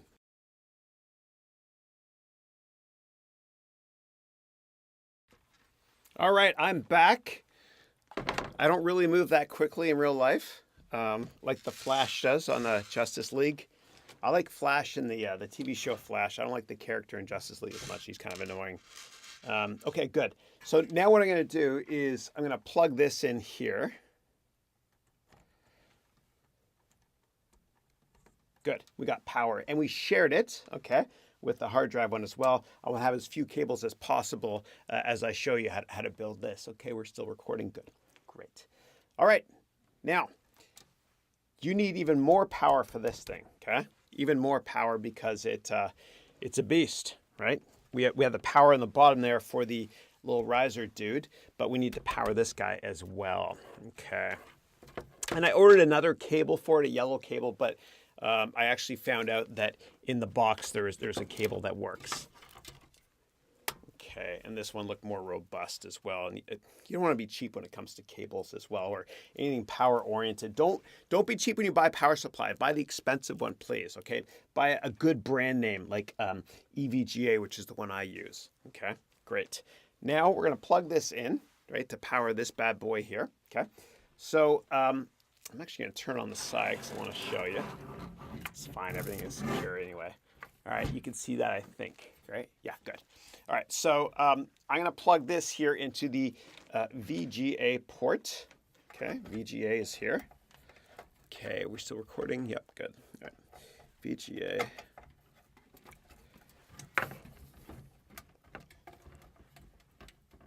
Good, I heard a little bit of a click. I'm going to turn this back on the side. All right, and now I'm going to plug this in here to power it. There's always a 50-50 shot I can get the cable in the right way, but because of Murphy's Law, it's always the opposite for me. All right, hold on. There we go. Good. All right, we're making good progress. Cool. All right, what's next? All right, now we got to plug in the CPU power unit here, okay? And you only have to use one of these things on one side. I'll show you, okay? So, let's see. Can you see there? Good. All right, so here I'm going to plug this in here. Okay. Good. And then this one here, I'm going to plug it inside. I'm going to turn it sideways so you can see it again. Okay. All right. And where does this one go? It goes into CPU here. Okay. I'll put it in CPU 1. Great. We're almost done. Now, I have to power the motherboard. So this cable here, it says MB on it, obviously for motherboard. All right, so I'm gonna put this one here, okay, the one that's all together, not the one that's cut in two. This one here, and again, all these parts ship with the box that's your power supply comes in, okay. And I recommend just using the cables that came with the power supply if you can. Otherwise, I get it. You might have to buy other ones. All right, so I'm going to plug this in here. And this one, once you plug it in, it's really, really hard to unplug. Only because there's 24 pins on it. Okay, good. Now, actually, I'm going to unplug this CPU for a second because I want to put it under here and have kind of a cleaner look to it so that when we add more GPUs, if we do, whatever, you don't have to unplug this stuff here. Okay, good. All right, and now I plug in the motherboard cables here. I'll turn it sideways so you can see. I hope you can see. As you can see, everything is secured enough. Doesn't have to be perfectly secured or too tight, just enough so that things don't fall when you turn it sideways like I am now. My hand's stuck. Now it's unstuck. Okay.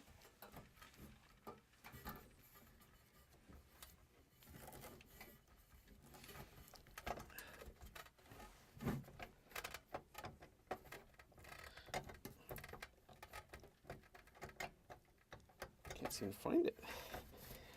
Oh, there we go.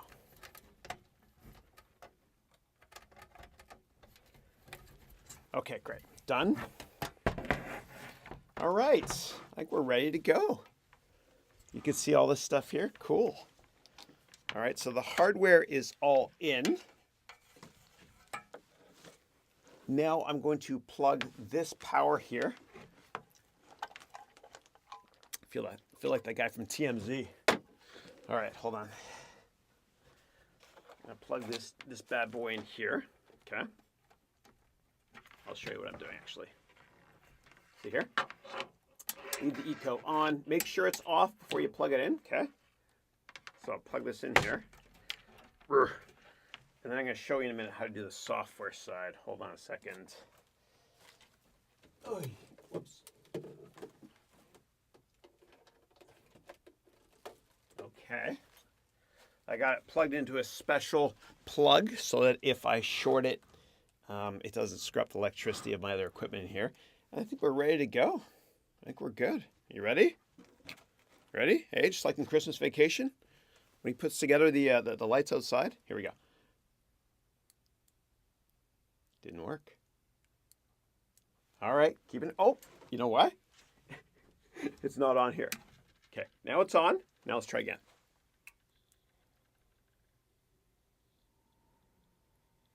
Hey. There we go. Okay, and don't worry that the middle one's not spinning. It will. You'll see later. Okay? All right. It looks pretty badass, though, eh? Look at that. Those red lights. Looks like it's right out of The Dark Knight. Okay, good. All right, now you can see the fan here. Ow. Ow. The fan for the CPU is on. Okay. We're good to go. Let me just make sure. Good. It's all working. We're great. We're great. Okay, good. So next step, and it's okay that that turned off. Okay, it actually only powers up here when it needs to. Okay, when it needs to cool down. And so I'm touching the side here, and it's not hot at all. It's cold. Okay, but what happens is, and I'm going to show you later how to test the temperature of this and how to turn on the fans manually using your PC. But what happens is when this gets really, really, really hot, okay, because we're going to be using these and really taxing the system, these things turn on. And if you touch the back here, it's so ridiculously hot. It's actually as hot as hotter than a cup of coffee. Okay, it's insanely hot, insane, like 80 degrees Celsius, not Fahrenheit, Celsius. It gets nutty hot. Okay, good. So next up, we have got Windows. I'll get the monitor in a second too. Okay, so what we're going to do is, the way we're going to install Windows, okay, is I'm actually going to plug it into the side here. This is Windows Home. Get the cheapest version of Windows. If you want to use Linux, I'll explain how later. Okay. Linux will save you money. Okay. And so what you do is just peel this little unit off here. Okay, this is Windows 10 Home. And then you just plug it into the side here. Now, I'm going to do this very carefully because it's on. Actually, too dangerous. Forget it. Okay, so I'm going to plug this in here directly into the USB port. Okay, and this is Windows. And I didn't get the CD version of Windows or DVD because I didn't want to spend money on a drive. I'm trying to keep this as cheap as possible. Everything here is the cheapest pretty much I could find, except for the power unit is it's premium for obvious reasons. And also this is premium here. Everything else is cheapest I could find. Okay, and again, you don't have to buy Windows. You can do Linux or whatever. So I'm plugging it in here.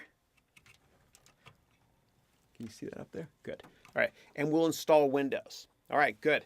Now, what do you think we have to do next? Okay. Actually, I almost forgot there. And when you teach in classes, which I do, what I do sometimes is I repeat the question. Somebody asks me a question so I can buy time, which is what I'm doing right now.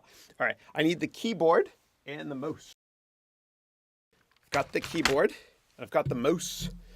That's the right way to say it in Canadian, my homeland, my beloved people.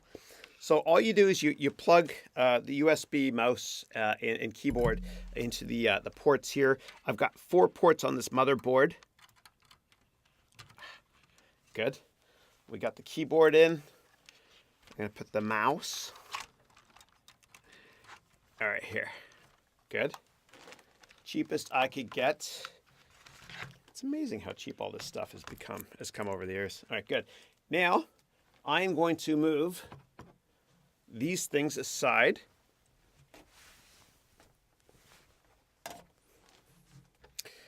And I am now going to plug in the monitor. And I am the most unpopular person in my house today because my son, who is playing Fortnite, had his Fortnite TV taken away just so I could do this. I know, I'm not the nicest guy. How am I going to do this? All right, it's going to screw the lights up a bit. That's all right. Here's what I'll do. I'll turn this sideways so you can see it. All right. That's good enough. I think you get the idea here. I just don't want to hurt the power supply. Okay, it's fine. I'm going to plug this into the electricity ports. Yes, I have a fire extinguisher here. I have multiple ones just in case, and the kids know how to use this too. All right, so one more thing, HDMI. Let's do that. Okay, and I like to plug the HDMI into the motherboard first, so I can configure and tell the computer recognize this GPU if it doesn't already. Okay, and then what I do is later on I plug this into the graphics card. Okay, so it's just a simple HDMI. Okay, and I plug this into the TV here. All right.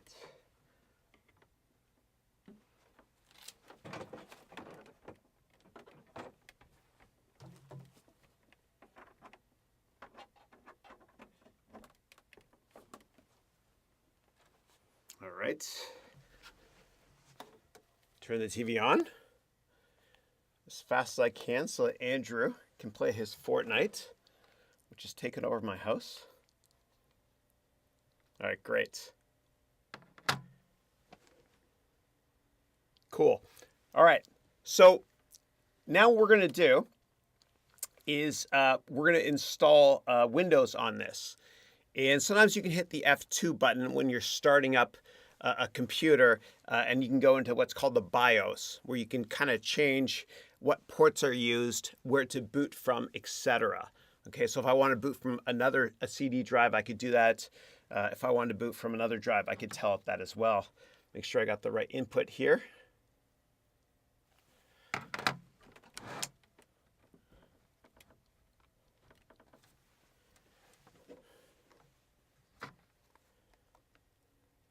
HDMI 2, I think.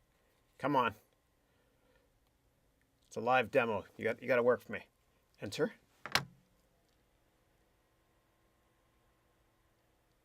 Yay! All right, good. It works. Okay, great. So I actually I installed Windows on this one here, and all you do is you plug in this little USB Windows drive that came with Windows, and then you reboot the computer. Okay, you can use it with this thing here. Remember, you have to hold the power button there, and then what will happen is it's smart enough to be able to say, hey, do you want to install Windows? And then you say, yay, I do. And you can do 64-bit or 32-bit. I did 64-bit, okay? And I install Windows. And then what you got to do next is, it's going to be hard for me to show you this, but you have to tell it to recognize the graphics card. You go to the device manager. I'll put a screenshot up here, actually. So you go to device manager. And make sure that your card is recognized. Okay, and if it's not, then what you do is you download software from. I actually went to, although this is made by ASUS, I went to AMD's website and there's a utility I downloaded, which is this one here. And then what I did was I installed the software so that it would automatically recognize the graphics card when I restarted the computer, okay? And what I also did was I downloaded, let me just log in here. It's not that I don't trust you. All right, hold on.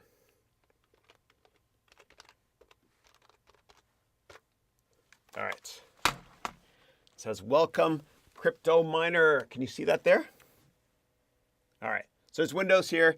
What I'm going to do is I'm actually going to make a screen share. Actually, I'll do it right now. All right, so I'm recording the screen here. So what I did was I downloaded this software here, okay? And it's called MSI Afterburner, okay? And what this will allow me to do is to control this graphics card as well, if you wanted to OC it, which means overclock it. And overclocking means really pushing this thing to the limit, right? Don't do that though, because what happens is you could burn this out unless you're very, very advanced.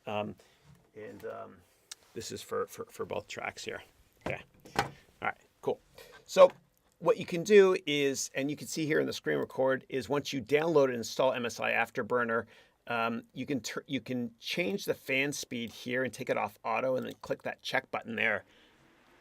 And then you'll see that this here is working. Isn't that cool? It's awesome. It's pretty neat, huh? All right. And you can ramp this thing up as high as you want to. So I'm going to go up to 100%. Isn't that wild? That's dope. All right, cool. Still recording. Great. All right, cool. So let me now go back. Now I'm back on auto. Right now I'm on. Hold on a second. Auto and then check. Good. And these actually will turn off because I'm not using the graphics card for anything. Sorry about that. My camera ran out of film. I want to do this all in one take, but it's fine. Okay. So I'm really taxing my my GPU now. One more thing I want to show you before I wrap this lesson up is please make sure that you have antivirus software installed. Okay, from a good brand, not a free one. Okay, so I personally like to use Norton, Symantec. You can use McAfee, whatever you want, but I recommend paying for something good. Okay, and when you're going to find that when you're because you're dealing with money, people will try to take it from you online. I know that sounds like a stupid thing to say, but with NiceHash, which is what we're going to use soon to mine a couple of cryptocurrencies, they were hacked recently. And so people that had money stored on NiceHash that they mined had it stolen from them. Okay, so anyway, we'll talk a lot more about that when we do mining. And that's it. I think we're pretty much done with this. I recommend watching the course in order, but if you really want to get into mining now, what I recommend is go to section 2.1. And then you can watch this lecture here on Bitcoin saying how much money you can make mining. And then what I'll do is I'll explain this guy here. Okay, and this one here is all right. I had to shake the cable off there. Sorry, I love what I do. So this here is the Antminer that we're going to use to mine Bitcoin. Okay, but Bitcoin, because it's really competitive, you cannot mine it effectively making your own GPU configuration like I have here. So with the Bitcoin Antminer, this here is the power supply from a company called Bitmain. Okay, it's a Chinese company that makes this stuff. And then this here is the ASIC, which basically only does one thing, which is mine Bitcoin. Okay, and this guy doesn't need to have a monitor. There's no HDMI port here at all. You can't hook up a monitor. So what we're going to do is we're going to hook up to it, and you'll see here in section 2.1 in this lecture here, when I configure this, that what we'll do is we'll hook up Ethernet cable to this right here. So that's it now. I'm done showing you how to build this dude here. I hope you enjoyed it as much as I have doing this. Again, safety first. Always have an extinguisher handy. And that's it. If you have any questions, please let me know, and thank you. In this lecture, we're going to discuss more advanced mining tips. And we'll talk about how to use the Antminer hardware for mining Bitcoin in part 2.1 of the course. And we will also discuss mining other cryptocurrencies in part 2 with the mining computer hardware we just built. So in part 2.2, I'll show you how to mine Ethereum, or Ether, which is the name of the coin for Ethereum, using this mining computer here. Okay, and we'll also discuss many other software products to use in part 2 while mining, including how to set them up and how to mine. So we did the hardware already, but the software is going to be a big component for part 2 of the course when mining. And I wanted to include this lecture here because some students might want to save money and ensure that their mining computer is always up and running. As such, here's a couple of tips or ways to save money when mining. So number one, instead of using Windows, okay, I install Windows using this USB. I save money because I didn't want to buy a CD drive or DVD drive, whatever you call it. But instead of using Windows, you can use Linux, which is free. Okay, and you can even download the an entire operating system on one of these drives and boot your computer, go to the BIOS and boot it directly from a USB. So this is your drive instead, if it's fast enough for you. Okay, great. So next is you can disable all ports and parts of your mining computer that are not being used, like additional USB ports, which require some power. And you'll save a little bit of money, not a huge amount, but it'll be tiny, and I guess every penny adds up. And you can do this by changing your BIOS parameters when you boot up your computer. Next up, I don't advise this, but because I'm always careful with safety. Where's my fire extinguisher? Oh, here it is here, right? Always have it handy. I've got two just in case. That's how paranoid I am. Okay, so I don't advise this, but some people have considered not installing a power switch. You see this power switch here? They've considered not installing this, okay? And what happens is if the power goes off, if you don't have this button installed here, right? If the power goes off in your house, it can automatically, your computer can automatically reboot, and you don't need the power switch to turn it on. Again, I don't advise that, but you can do that if you want to. Another thing you can do is if let's say you're at work, you work for somebody else, and you want to make sure your mining computer is still on at home and still working, you can install remote access software from LogMeIn, which is the one that I use, or you can get a free version as well. I've been using LogMeIn for years on all of my devices, and it works out great. I actually even have it and have had it on my iPhone and my iPad for years, so I can access all of my computers remotely wherever I am. And you could go and make sure that your mining software is up and running while you're at work. If you do this, please be careful though, because it's a safety issue, because you can't be there to monitor the equipment. Okay, so caveat there, just be careful, please. Okay, great. So there's other mining tips as well, which are a little bit more advanced. And what I'll do is I'll discuss many of those as we go through the more advanced mining lectures in part 2 of the course, including putting your mining software in the startup directory within Windows so that it will automatically boot up. And there will be plenty more as well. Okay, so I hope you've enjoyed this introduction to mining here.